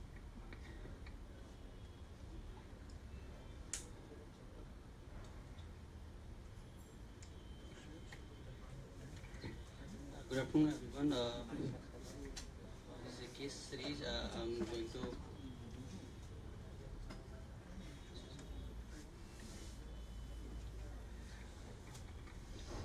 case series analysis is a PCNL nephrotomy in the thrombocytosis patient is safe or not. PCNL is a gold standard for the large and the complex renal stones. PCNL has many advantages in comparison to other treatment modalities, including higher stone-free rate and the auxiliary procedures were fair. However, there is an important risk of the bleeding and the infection in the PCNL. Among the complications, hemorrhage is most serious one. However, with the advent of the newer techniques and the smaller instrumentation size, chances of the major bleeding can be reduced. Bleeding risk in the patient due to the various cause, maybe the patient factor, stone, or surgery-related factors. Among the patient-related factors, pre-existing coagulopathy and the hematological disorders sometimes complicate the PCNL bleeding. There are the multiple literature available for the bleeding risk and the safety of the PCNL in hematological disease like thrombocytopenia, but there is no literature available for the PCNL thrombocytosis.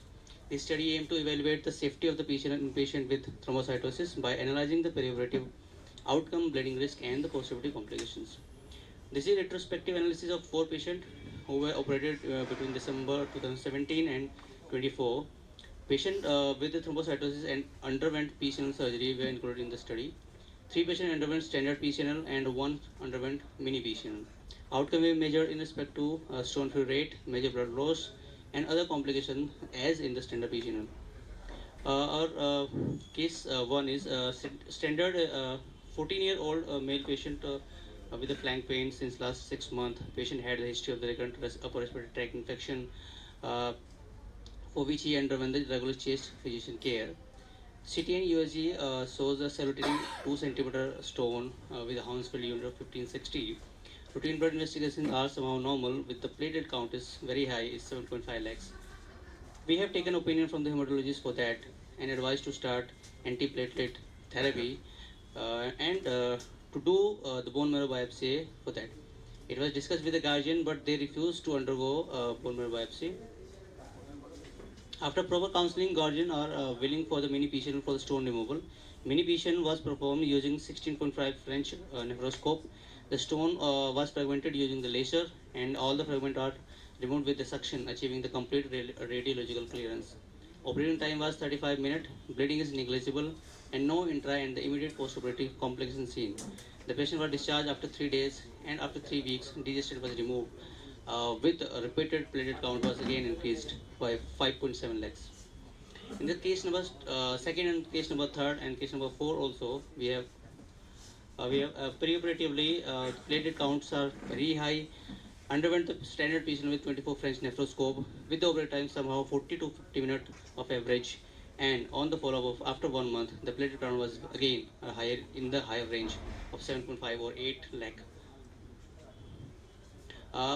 We compare the demographic data and the clinical data of the patient and found that the in case where the preoperative and the postoperative platelet count is higher, which do the standard patient in that patients the postoperative hemoglobin and the mean operative time, hospital stay, and stone-free rate, auxiliary procedures, complications, and need of the blood transfusion are somehow the same as a standard PCNL in a normal patient as with a normal platelet count. As the patient is basically a blind procedure, it has risk of the bleeding in each and every cases. PCNL bleeding risk may be aggravated in the abnormal renal anatomy, poor puncture technique, large and the multiple tract dilation, pre-existing sepsis, large stone burden, and the hematological bleeding disorders. Hematological disorders, thrombocytopenia and the thrombocytosis can be cause major perioperative bleeding. The thrombocytosis itself has the increased bleeding and the thrombosis risk. Extreme thrombosis like more than 10 lakhs can cause the acute MI or mesenteric vein thrombosis or pulmonary embolism. Hence, the PCNL in the thrombocytosis is really challenging. Till date, there is no such a literature available to guide us in this unique situation. Thrombocytosis can be divided into primary and secondary. All the thrombocytosis patients should have the multimodality team approach before the surgery. Hematology opinion is important, although not mandatory for all the cases. The primary evaluation include routine blood test, C-reactive protein, ESR, iron profiling, and amyloid factor study. In the challenging and the symptomatic cases, bone marrow biopsy and the genetic study may be necessary. Only one of our patients underwent bone marrow biopsy and found reactive in nature. There is insufficient literature available for the PCNL in thrombocytosis patient. However, we can take some clue from the other type of surgeries like gallbladder surgery and appendix surgery in thrombocytosis patient. Humatos et al. Reported the outcome of PCNL in factor number 7 bleeding disorder after performing PCNL after receiving the factor 7 replacement therapy. In similar case report, another author had operated one patient with a non-myeloproliferative disorder and the thrombocytosis. We had safely performed PCNL surgery in this patient without adding preoperative platelet lowering agent. As there is no documented literature available in this regard, patient counseling and the risk stratification was important. The limitation of this study, this is a small retrospective case series involving single center study. Larger sample size and the prospective study with the comparison group may be needed for the framing proper recommendation. On conclusion, PCNRB is safe in the mild to moderate thrombocytosis. However, the preoperative hematological consultation is advised for severe cases. There is a similar bleeding risk and the other complication in the mild to moderate thrombocytosis as compared to the normal patient. Further randomized study with a large sample size is needed for making proper conclusion.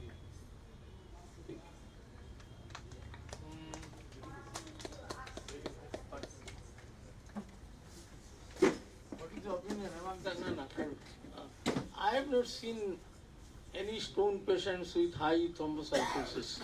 What is your experience? In my life, I want to tell you. So they have got 3, 4, 5 cases, no? Anyway, very nice. There is no practical measurement of thrombocytosis. Not needed, sir. Actually, all patients are in the range of mild to moderate thrombocytosis. There is a grade is mild, moderate, severe, and extreme grade of. Well, then you should have suggested for IAS also. Sir, actually, all the patients 18 years, 25 years, 18 years, 14 years patient, they are in the pediatric or in the adolescent age group. We don't have RALs for that. Okay.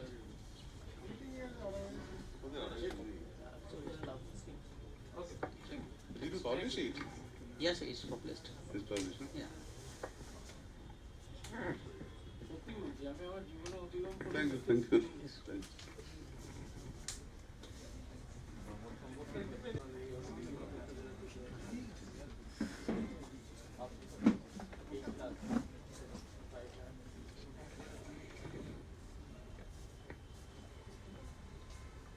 Next, I would like to invite Dr. Ashutosh from R.M. Tagore for his presentation.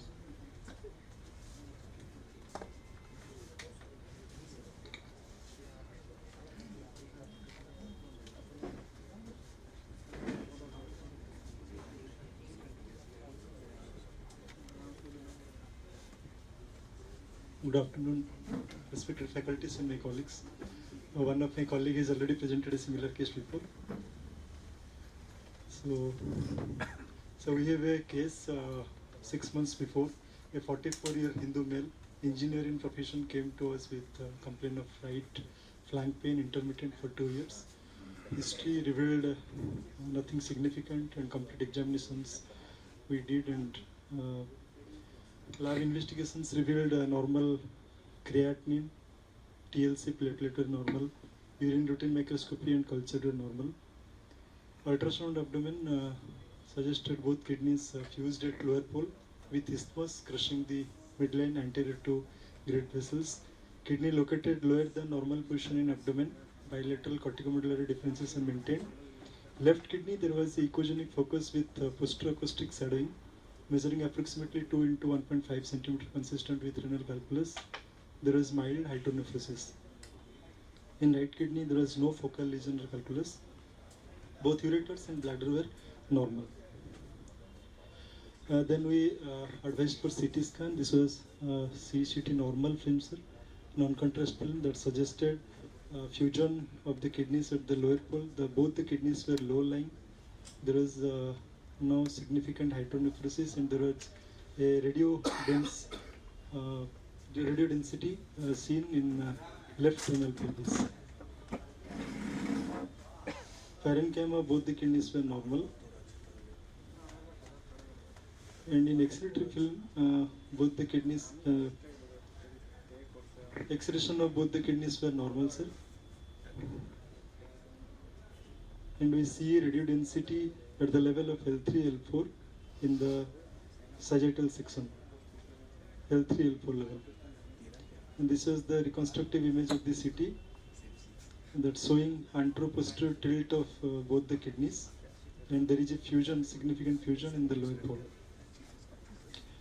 Then we proceeded for PCNL. Since the kidney was quite upper, the location of the kidney was quite higher, so we planned for PCNL directly without laparoscopy. First image shows the UCAT position and the stone. Second, after giving dye, The calyces are clearly seen. Then we punctured, we approached through the upper calyx and we dilated after 22 faints and opted for doing mini PCNL. After complete stone clearance, we gave a digestant. The patient was followed up after 3 weeks. Digestant was removed, and this was the post-op image. And this is the report we sent the patient stone for stone analysis. It came out to be 70% calcium oxalate, rest 20% ammonium urate and 10% uric acid. Coming to discussion, horseshoe kidney is one of the most common fusion anomalies of kidney. Incidence wise 1:400, male twice more common than females. And we may see the patients in the large range of fetal life up to 80 years. We may get the patients. It results due to fusion of metanephric tissue at the lower pole during early gestational period, which prevents independent rotation and ascent of the kidney. The lower pole isthmus is entrapped by inflammatory artery. The ureter on the renal pelvis is displaced superiorly and laterally due to malrotation of the kidneys. This is the image showing normal and abnormal ascent of the kidneys. In the image D, we see the horseshoe kidneys.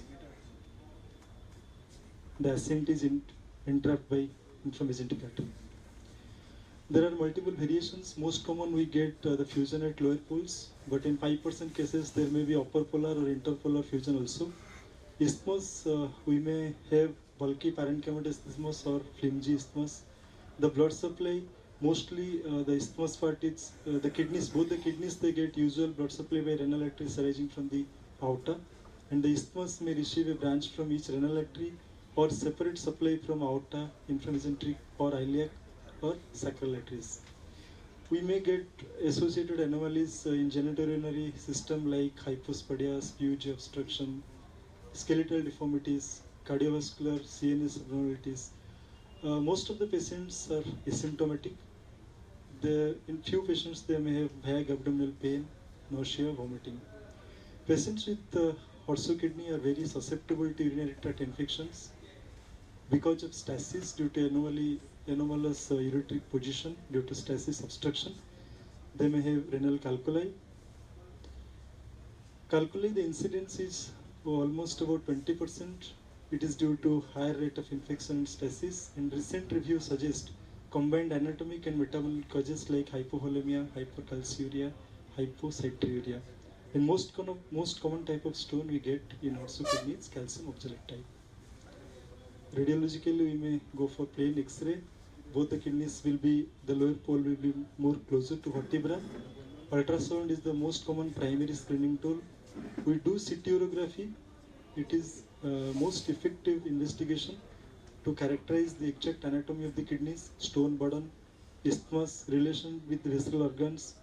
MR angio or CT angiography we may go for accurately delineating the vascular anatomy, and in some cases radionuclide scan is done to know the functional status of the isthmus particularly.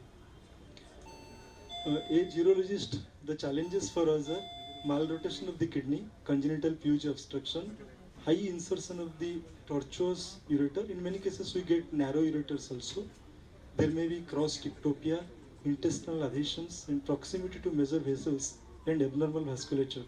These are challenges for us to treat these patients. We may have multiple treatment options. ESWL, it is not done usually because the location of the kidney is inside the pelvis. So ESWL, then the clearance rate of the stone is also low. So ESWL is not preferred. RIRS, we can go for smaller stones, less than 1.5 centimeter stones. But the problem arises is because of the length of the ureter is short. So to maneuver the scope, flexiscope, which is around 60 to 70 centimeter, so to maneuver it becomes hurdlesome. PCNL is a treatment of choice because of easier and more favorable approach, and we may go for pylorithotomy also in open, laparoscopic or robotic approach. And these are the anatomical implications favoring PCNL. Prominent anteroposterior trait, low-lying kidney, so less chance of supracostal puncture, more posterior, lateral and superficial upper pole, so it is convenient to go from the upper pole. initial entry point is more medial compared to normal, so it is the difficult task. So we may have to go through the muscles in the back, so there is a chance of bleeding. Direct vessel injury is rare because vessels enter and exit in the anteromedial location, except the isthmus, which gets maximum abnormal vessels. So to conclude, PCNL can be recommended as first line of management in the treatment of horseshoe kidneys with large stone burden, considering its higher clearance rate and minimal complications. Thank you. Well, nicely presented. Thank you, sir. You tell me, after say this is the patient, when you are discharging, what advice you give? So for regular follow-up of this patient, sir. What is that follow-up? Sir, yearly they should follow for ultrasonography, sir. Yearly ultrasonography. Yearly ultrasonography. That means you are waiting for recurrence. So first of all, we will do metabolic evaluation of the patient. Accordingly, if there is any abnormality, we will treat for that, and we will do regular follow-up, sir. You have done some metabolic or Yes, sir. Yes, stone sir. analysis. Yes, sir. That is oxalate stones. Based on this, what advice you will give? Sir, as usual, sir, to not to take, sir, much spinach, consume less tomato, sir. Take more water, sir. By follow-up, we diagnose again. Sir. This is not our idea. We have to prevent, sir. Yes, exactly. Sir. Prevention should have some standard means. Sir. Go and read well. This is most important. You have to prevent stone formation. Yes, sir. Thank you. Thank you, sir. Next, I would like to invite Dr. Sanjay Giri from Apollo for his presentation.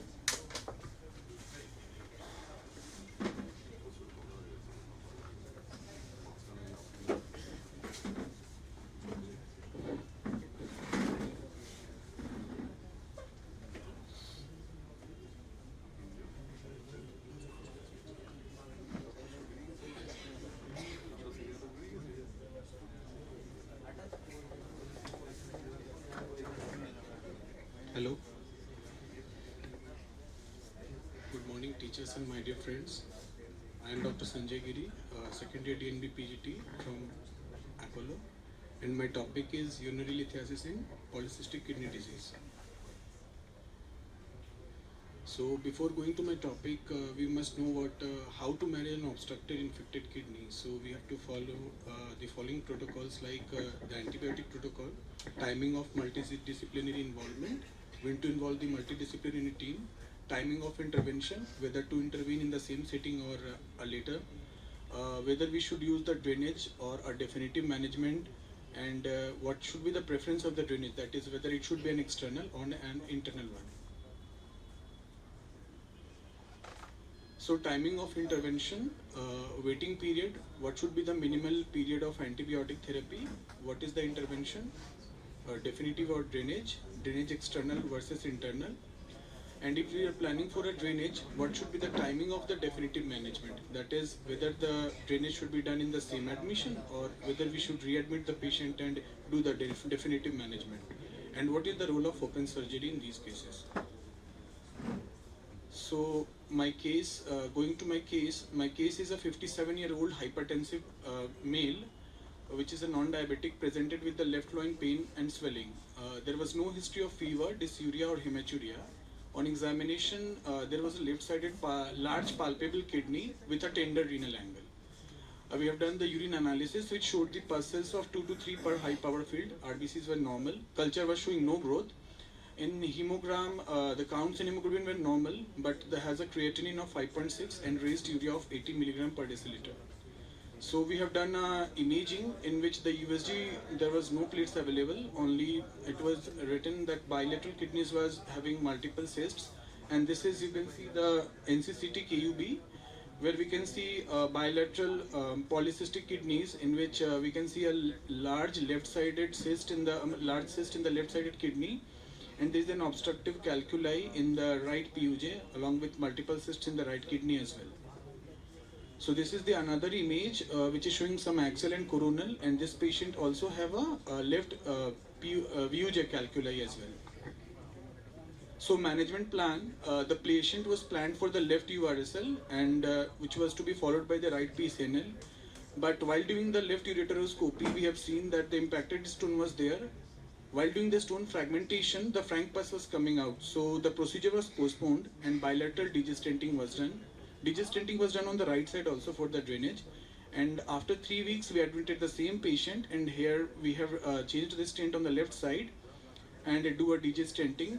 And after 4 days of the first surgery, we have planned for the right PCNL. The patient was doing well in the post-operative period. The patient was discharged on POD3 of the right PCNL and the serum creatine came down to 3.2. I have another case in which we had done a mistake. That's a 73-year-old diabetic male which was present with left ureteric colic with a history of recurrent hematuria. The patient was having no history of fever or dysuria. On examination, renal angles were non-tender. Urine analysis was nothing significant. Cultures were negative, but on complete blood count, the counts were raised of around 12,000. The creatinine was also high of around 2.7 milligram. So this is the USG showing a small right kidney and left-sided nephrolithiasis. This is the CT image, which is showing the axial as well as the coronal cut. As you can see, the left side of the kidney was having multiple small renal stones with hydronephrosis due to a small left distal ureteric calculi. So we have options like either we should do left URSL and left degestenting followed by PCNL in the in the second stage, or whether to go with all these procedures in a single setting. So we had done left URSL with left PCNL as well as left degestenting was done under antibiotic coverage. During ureterolithotripsy, it was found that after ureteric fragmentation, the thin pus was coming. So we have tried to proceed next to the PCNL. We should have an option to abandon the procedure, but still we proceeded to the PCNL in the same setting. Post-operative period was good, the patient was doing well, and on POD3 the patient was discharged with decreasing creatinine value of 1.8 and counts were normal. But patient on POD6 again got readmitted and the patient was having hematuria. So we have taken the patient for the surgery and we have done a left renal angioembolization, and along with this we had done a cystoscopy and clot evacuation. So this is the fluoroscopic imaging showing a left digestent and angioembolization of the renal of the area where hematuria was seen. And after that the patient was discharged after 5 days of antibiotics and was doing in the post-op period. So my take-home message is always we should follow an antibiotic protocol. We should involve multidisciplinary team like in PCNL, if the patient is having hyperglycemia, always involve the endocrinologist. We should involve the anesthesiologist and we should involve the critical care team as well. The patient should intervene timely. We should always be very cautious regarding the definitive and drainage management. And we should also think about if we are unable to put an internal drainage, always put an external drain to drain the kidney. Thank you. I'm rather a bit confused. So many cases, so many factors, I could not remember well. But anything, one patient while doing URSL, you have found purulent urine. Yes, thick pus was coming, sir. Thick pus is coming. Yes. Then you went for PCNL. You do this, you have done URSL, then you do PCNL also. Now, in the second case, thin pus was coming, sir. So we was thinking ki thin pus is there, so we attempted a PCNL. But this is a lesson from our mistake. We should have not done. Either we should have done PCNL in the next setting, but we had done a mistake of doing PCNL in the same setting, sir. After that, patient was having hematuria, and that's the thing. So this is the lesson. Another situation I tell you, you have started say PCNL, urine culture negative. You have punctured it, you have found that thin purulent urine is coming. What do you do? You have started doing PCNL, you have punctured, thin purulent urine is coming. What do you do? Sir, put a nephrostomy tube and come out for the drainage, not do anything else for the drainage. Okay, to be more safe, you can do that. But the student standard answer is that If initially it comes and then I find this clear urine is coming, clear water is coming, and urine culture is negative, then I can go ahead with the patient. Won't the patient go into sepsis or anything? The pus is there already, sir. Culture is negative, but still. It came initially, but you are giving water from below. Okay. You are finding no clear things are coming. And urine culture you have done already out there. It is negative. Here you can go for a patient. It is option. And antibiotic escalations are in that area. Other you can do the same. Okay, sir. Thank you, sir. Thank you. Next, I would like to invite Dr. Ayush Rathod, IPGMR SSK Medical College.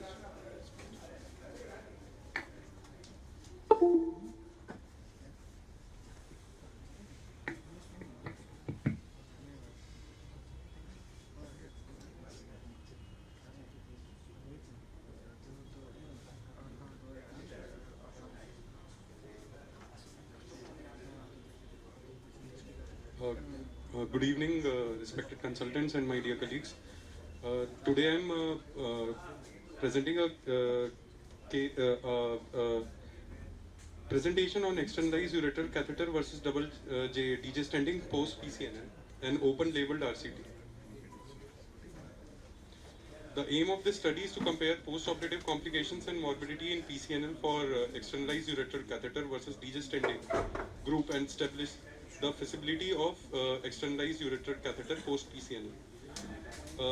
This study included all patients who underwent PCNL with up to 2 access sites with a cumulative stone burden of less than 5 cm and with no distal obstruction, and excluded all patients which did not satisfy the inclusion criteria and who did not give the consent.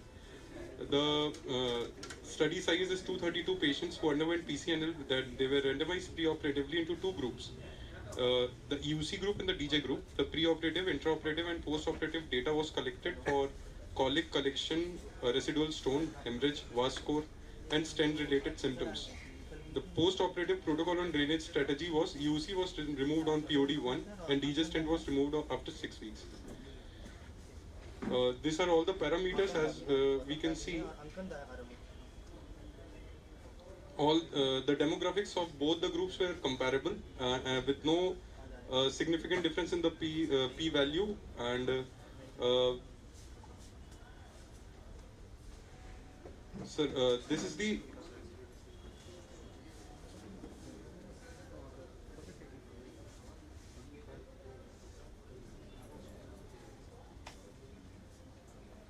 this is the comparison of the VAS score at the various follow-up intervals, and this is the distribution density.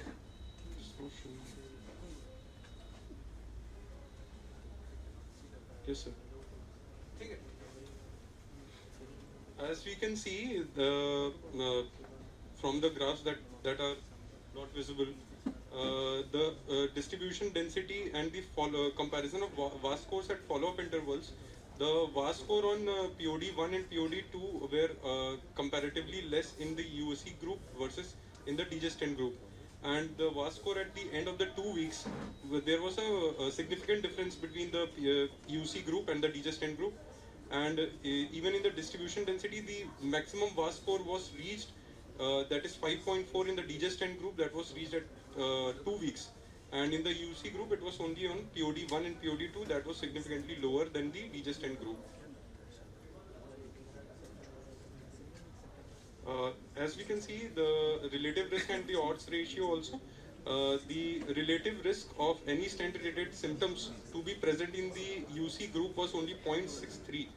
And in the degestant group, any stent-related symptoms, the presence of it, the relative risk was 1.43. So we can conclude from here that the presence of DJ stent is a significant risk factor for the dysuria, urgency, frequency, and other stent-related symptoms. So conclusion discussion: UC is a safe and viable replacement against placing DJ stent in most of the cases for PCNL. In addition to significant reduction in VAS in POD1, POD2, and after 2 weeks, there is significant relief in stent-related symptoms like dysuria, urgency, frequency, flank and lower abdominal pain in the UC group. Both the groups have similar rates of hematuria, sepsis, collection, or residual stone. Hence, placing EUC is not inferior to placing a DG stent after PCNL. Caution needs to be taken in intraoperative hemorrhage, pelvic injury during surgery, which needs to be managed as per established protocols. All patients having urine culture positive prior to OT need to be treated with 2 weeks of antibiotic prior to the surgery. Thank you, sir.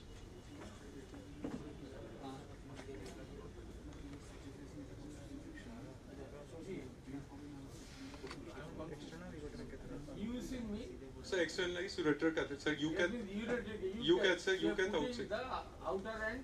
Outer end attached with a Foley, sir. Yes. Eurobag. Yes, sir. And you are keeping for 2 weeks. No, sir. Sir, UC we are removing on post-op day 2, and DJ stent we have removed after 6 weeks. The standard protocol. How you can compare? Sir, you are removing on second POT sir, after 6 weeks. So, but all other parameters that are the hemorrhage, hematuria, sepsis, collection, there is no difference between removal of UC on POD2 and removal of DJ stent after 6 weeks. They are both comparable. So there is no inferiority of UC in comparison to DJ stent. Why you give stent after PCN?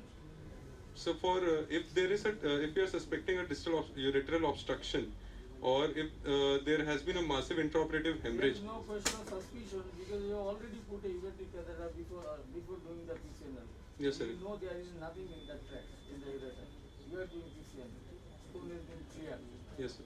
Then Sir, but if there has been other complications like major intraoperative bleed or more than 2 puncture sites, or sir, if we are suspecting if the culture was positive, or if we are suspecting the patient to be landing in sepsis, we can put a DJ stent, or otherwise EUC would be available. because for fear of one thing, hematuria. Yes, sir. Another, there may be residual famous fever. Yes, sir. For that you are giving DJ or whatever you are telling me. Yes, sir. Drainage. You can use. But when you are removing UC on the second post-op day, then before that you have to do an X-ray. Yes, sir. So we did a X-ray. Actually, the data I am not able to show here. Okay. Yes, sir. And even what is here. Yes, sir.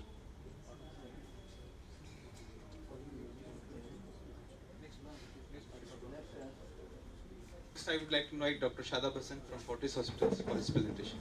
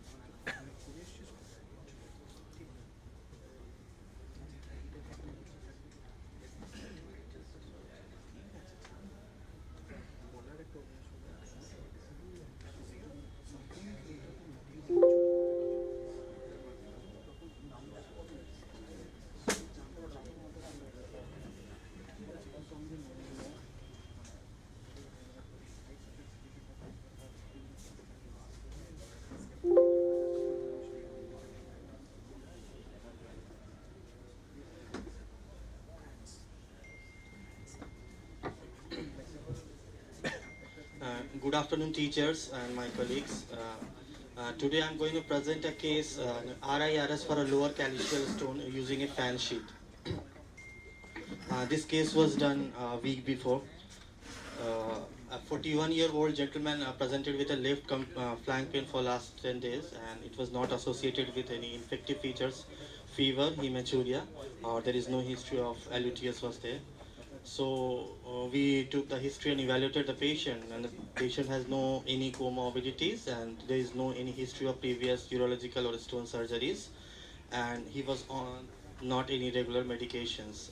So we evaluated the patient. The general condition of the patient was vitals were stable and no flank tenderness or palpable mass, and systemic examination was also normal. Initially, we did the routine blood investigations, and the total count was 11,000. Creatinine was normal, and urine analysis for microscopic examination was also normal, and the culture was sterile. So we asked for an CT urogram, and we found a lower calcial stone of about 15 centimeters, 15 millimeter, with a Hounsfield units of about 1,000 uh, in the lower calyx for a lower calcial stone. So this is the CT image, and initially we first tried the primary RIRS, but we could not negotiated the even 4.56 French ureteroscope through the mid ureter. So we just stented the patient and asked the patient to come up after 6 weeks. And this is the X-ray image with a stent and a stone. So after the second sitting after the stented patient, we planned for the left RIRS with a fan sheet for complete stone clearance. So here, sorry.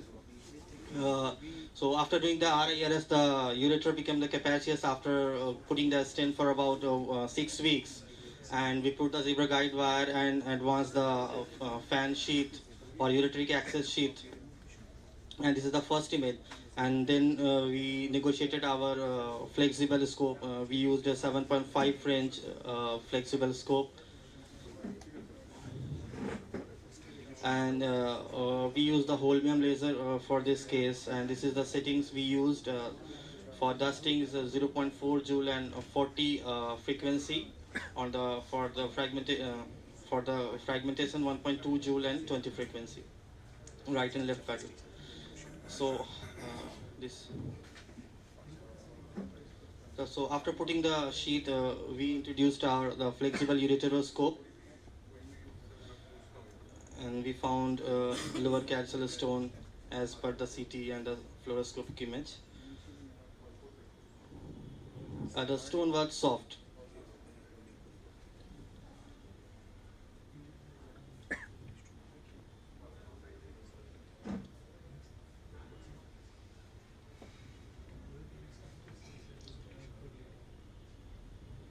So here usually we are using the right pedal or 1 joule and 1.2 joule and 10 frequency. It does the stones at this setting. And usually if it is difficult to target the stone after being a small fragment, so we take the help of anesthetist and ask for the apnea for 30 seconds or 1 minute, and so that we could be able to target the stone easily and avoid the mucosal injury.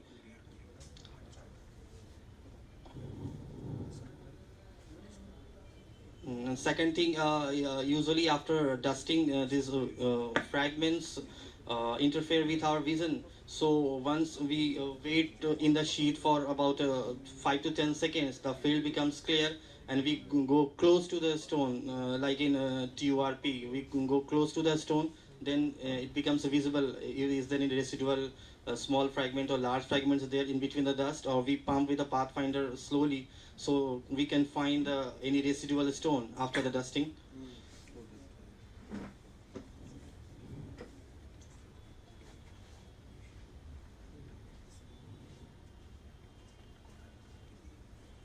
As we can see, a small stone is there in the between the dust. So usually if the usually in large stone cases, sometimes the vision become very difficult due to the hemorrhage, mucosal injury, and that interferes with the vision. So we go close to the stone so that we can visualize.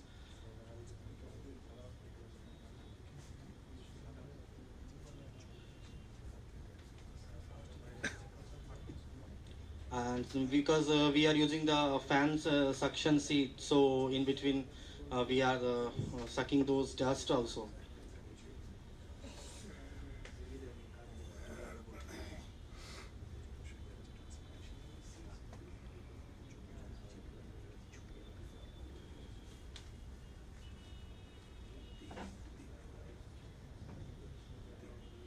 So we stay in the sheet and keep the suction so that these fragments or dust particles can be sucked out.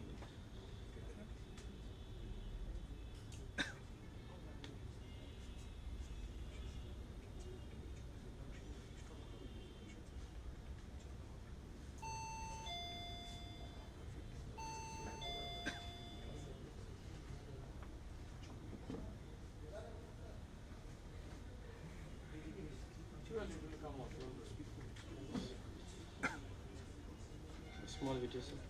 And we could achieve the complete stone clearance, and after putting a zebra guide wire, we come out and we just put the ureteric catheter. So this is a flexible part of the ureteric access sheath, and we did the RGP and we just put the ureteric catheter at the patient was stented before.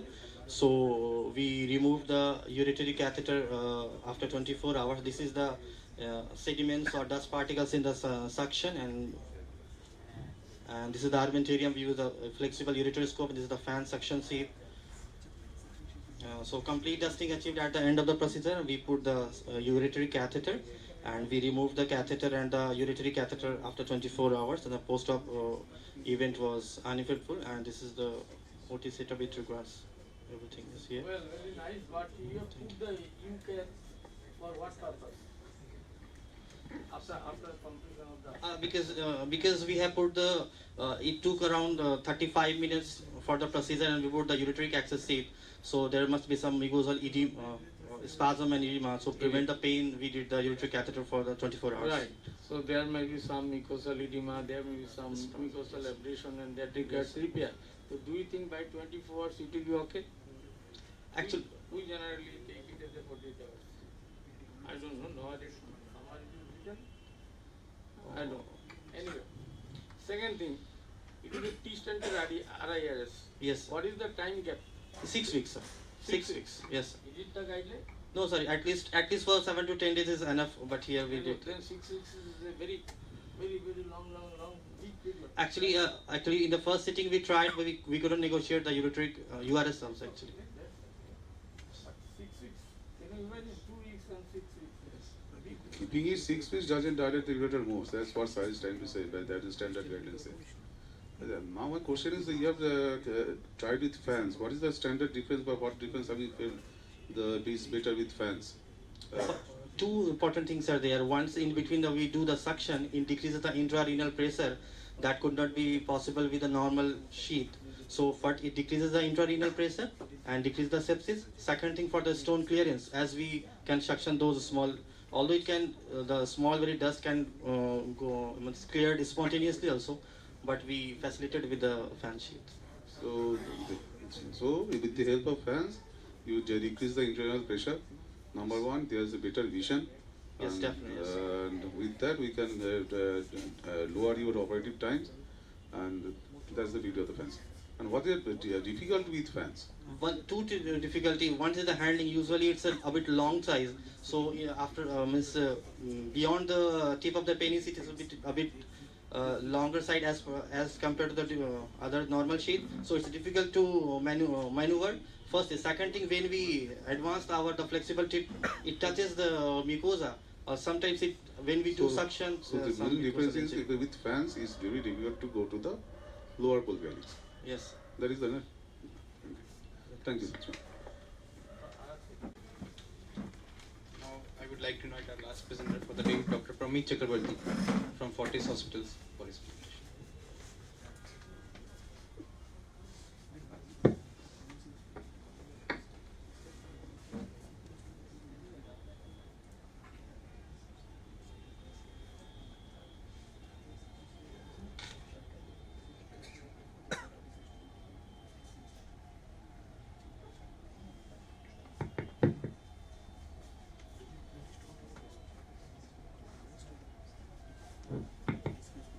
Good evening, respected teachers and my dear seniors and colleagues.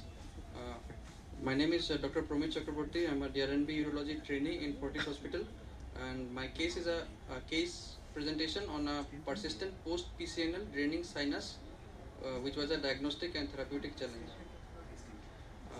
The patient was a 57-year-old male who presented to us who was referred to Fortis, actually, he was a known hypertensive with a long-standing bilateral nephrolithiasis.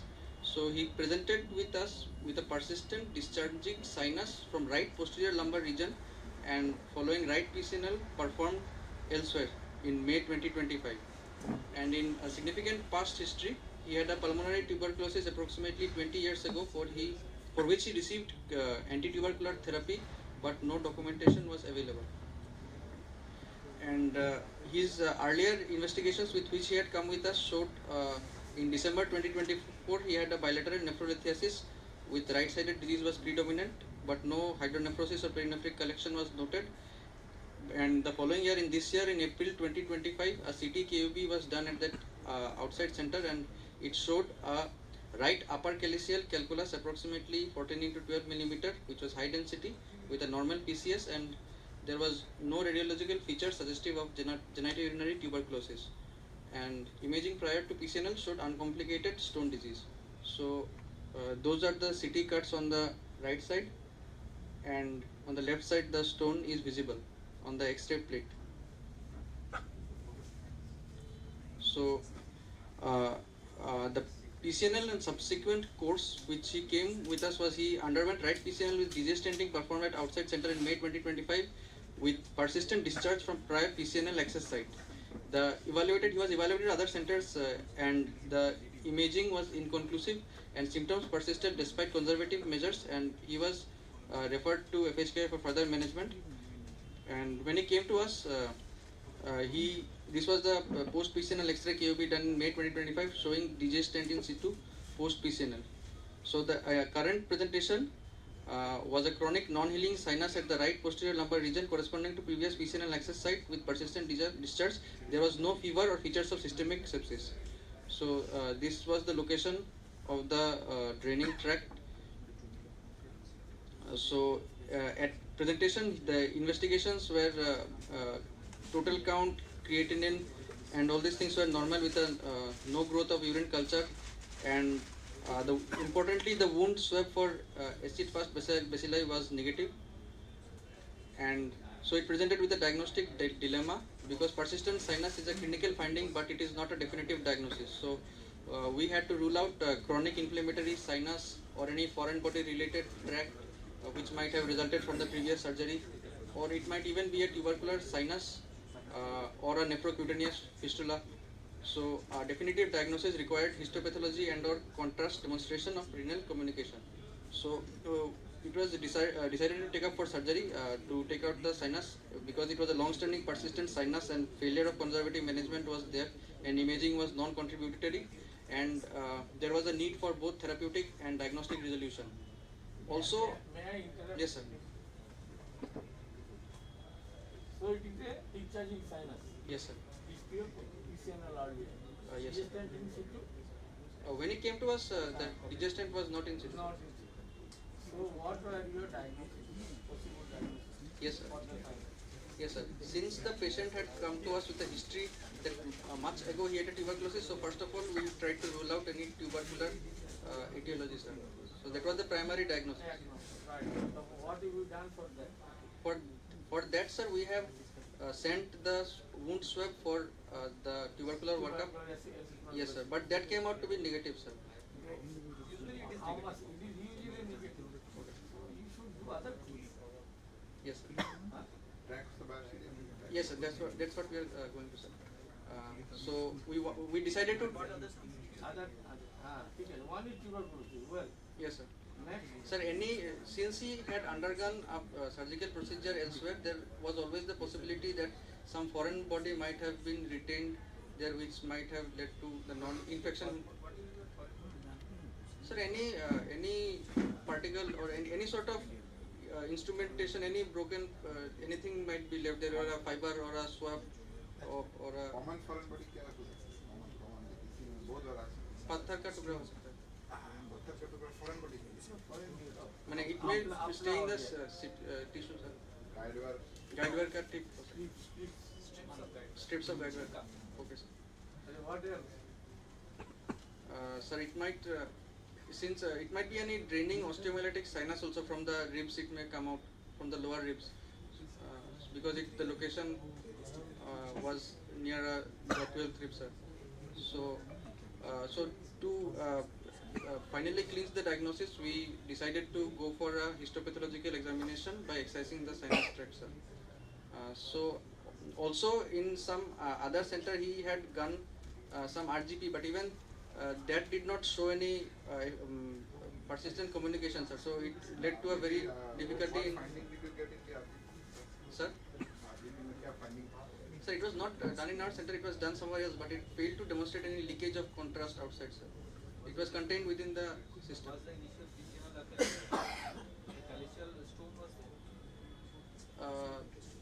It was, sir, in the upper calyx, sir. The reports we have, sir. One second, sir. The CTKUB, right upper calyceal calculus, 14 into 12 millimeters. Okay, you continue. So.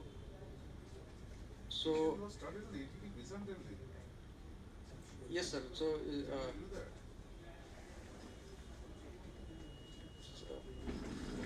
Probably not, sir. We should not do that. So he was started on AKT3 for 20 days, but that he did not show any signs of improvement. So it was decided to take up for surgery, sir. So you know the major criteria, minor criteria, or diagnosis? Yes, but right now I can't. Okay, sir. So we have a video, sir. So sinus tract was identified and probed. The tract. Have you done CT? CCT, we ourselves have not done because he was investigated. This one was in we have in May month we have a CT done outside, so we did not repeat a CT, sir. Before surgery. In he went to south in Manipal also, sir, and he had a lot of investigations done. So he was done after surgery or before surgery? Before surgery was also done, and after surgery it was also done in Manipal. He went to South India for doing these things. CT finding is important. But all were within normal limits, sir. They did not find any leakage of contrast or anything, sir. So I did not give it in the because give it in. It is draining well. Yes, sir. All right. Yes, sir. Okay. So only. Now we are dealing with the sinus. Yes, sir. And the nature of the secretion was not urine. Okay, sir. It was just a serous secretion. How do you know it is not urine? Because it was a mucopurulent type of a discharge, sir. We did not do the creatinine of the because we did not do the fluid creatinine, but because it was very slimy sort of a thing, so it did not raise the suspicion of it being urine, sir. Because what was the volume? In the smell also, urine we can have a characteristic smell. It was not there, sir. What was the volume? Sir, it was just a bit of seropurulent, say approximately 10 to 15 ml per day, sir. Not more than that, sir. Just a mucus sort of a thing. You exam, you say we will do the creatinine level of this. Yes, sir. We should do that, sir. Ideally. Yes, sir.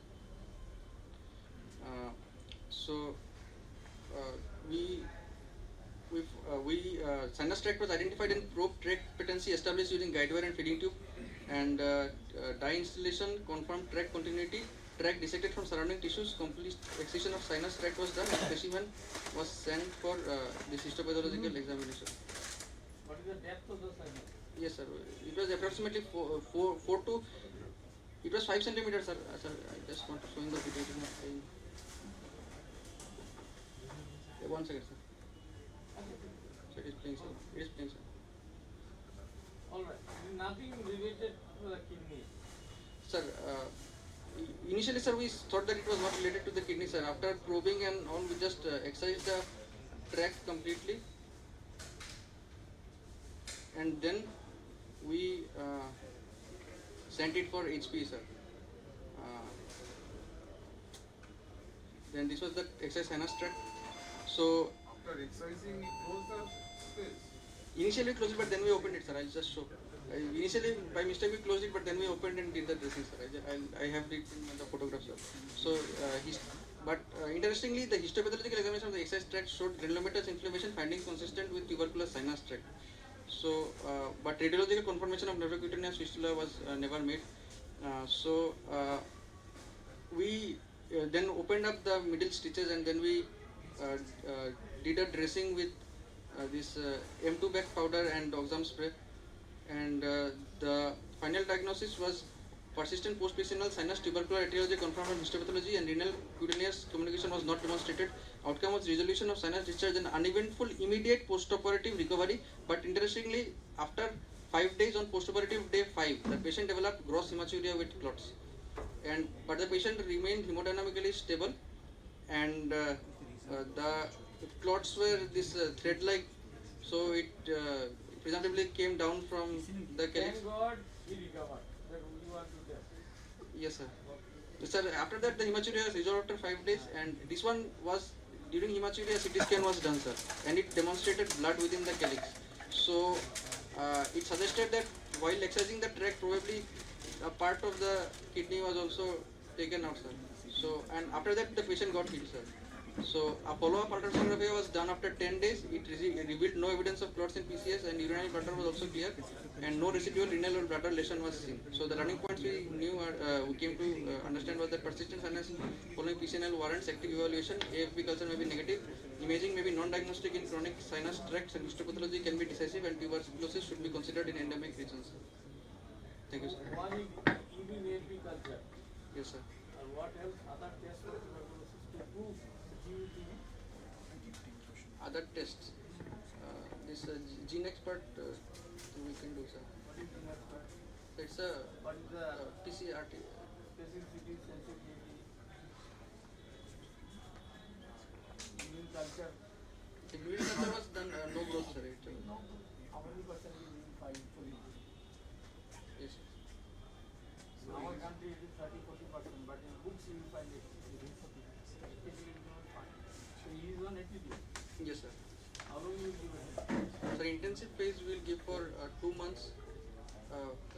2 months followed by 4 months of this continuation phase, sir. Initially we will give HRE. And that. So retrospectively, what come out? This is a nephrocutaneous fistula. Yes, sir. Tuberculosis and origin. Nephrocutaneous fistula. Maybe tubercular, it may be also. Yes. So, how much percentage of nephrocutaneous fistula used by itself, and how much percentage of nephrocutaneous fistula ends up being ineffective?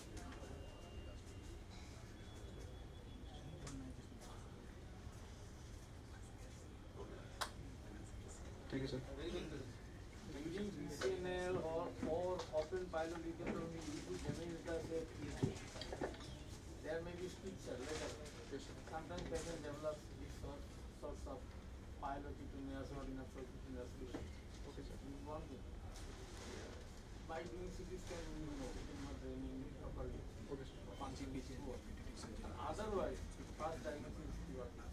First to try to prove it. Okay, sir. But sir, by taking this histopathology, sir, Yeah, histopathology, all right. But before that, you should do urine analysis, TB urine analysis. Not only AFB culture, you should do PCR. yes, okay, sir. Thank you, sir. Or that's what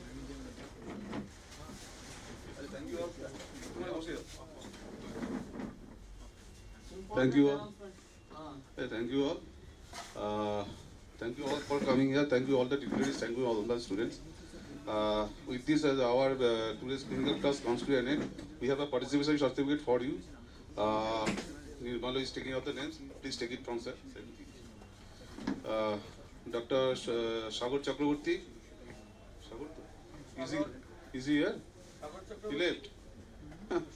Dr. Subhari Shatra. Dr. Sadaf Hasan. ছবি নাও রে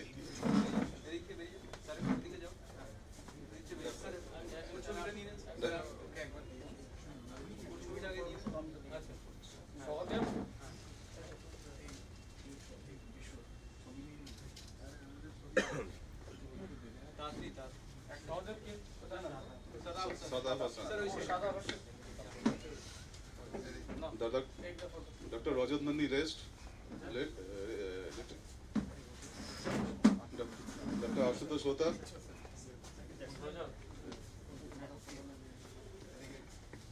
যেও না তোমরা যেও ছবি নাও একটা কোথায় গেল doctor Sanjay Giri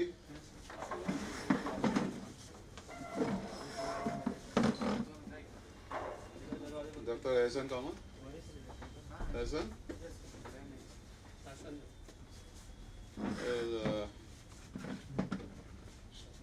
Dr. Sachin Kumar Karnwal.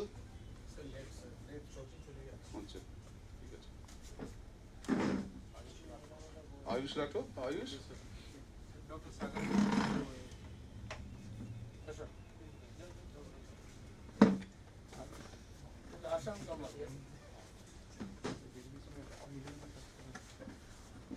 Ayush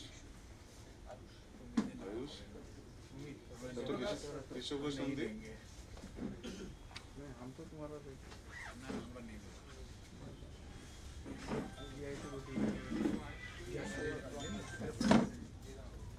and Sachin Kumar Kanwal, DRBC. Thank you, sir. Secretary, that is very nice thing, no? You are giving certificate in the highest in the first time. I don't know, but also, but not this way. আচ্ছা sir থাকাকালীন একটা ভালো করে যে ঘোষণা করে দেওয়া উচিত। শোনো আমাদের গোল্ড মেডেল তো কিছুক্ষণ পরে ডিক্লেয়ার করছি। এই যে certificate each one everyone is getting this will carry marks for your next gold medal come fellowship. So don't miss this out. Don't miss this day out. The number of attendance you make, the number of presentation you make, which you will make, each and everything will carry marks. Your participation, gold medal, the number you are taking, so take it seriously. পড়াশোনাটা ভালোভাবে করো, প্রেজেন্টেশনটা করো, সবকিছু একসঙ্গেই হবে। And I will ask Parthoda Kamiyar to declare gold medal. Now it is time to come to declare the gold medal, results of gold medal exam 2025. First is Dr. Suhan Umeskar Kamar from IPGMA. Second, Dr. Amita Vijana from IPGMA. Third is Dr. Sobit. These two are gold medal. These two have got the highest numbers in the gold medal examination. Last one, Dr. Dr. Suhan has got the highest, obtained the highest marks, and Dr. Amitu has come second in the examination. Thank you.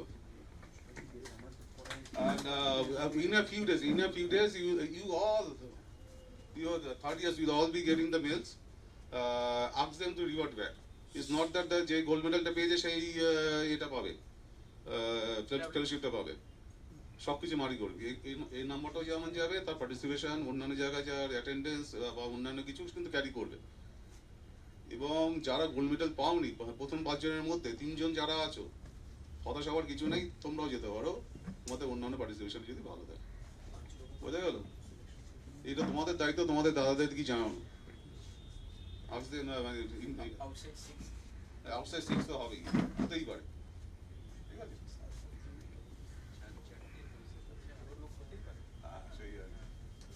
Thank you Sir, what is this fellowship about? Sir, we are second years, no idea about the fellowship. না fellowship বলতে আমরা চেষ্টা করছি তোমাদেরকে একটা ভালো exposure দেওয়ার যেমন ধরো এই মুহূর্তে আমরা ইয়ুথবাসী সন্ধ্যা কার কথা মনে পড়ে ডক্টর কুলকানির কথা তাই তো আমরা ডক্টর কুলকানি সেন্টারকে আমরা তোমরা 5 থেকে 7 দিনের জন্য পাঠাতেই পারি এখন যদি জেট্টো বেটুরিসি করো কার কথা মনে পড়ে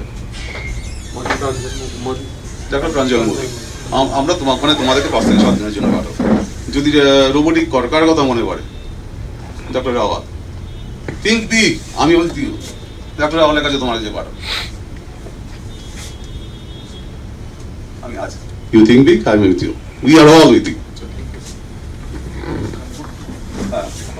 With this, a big thank you to all, and with this we are ending today's seminar.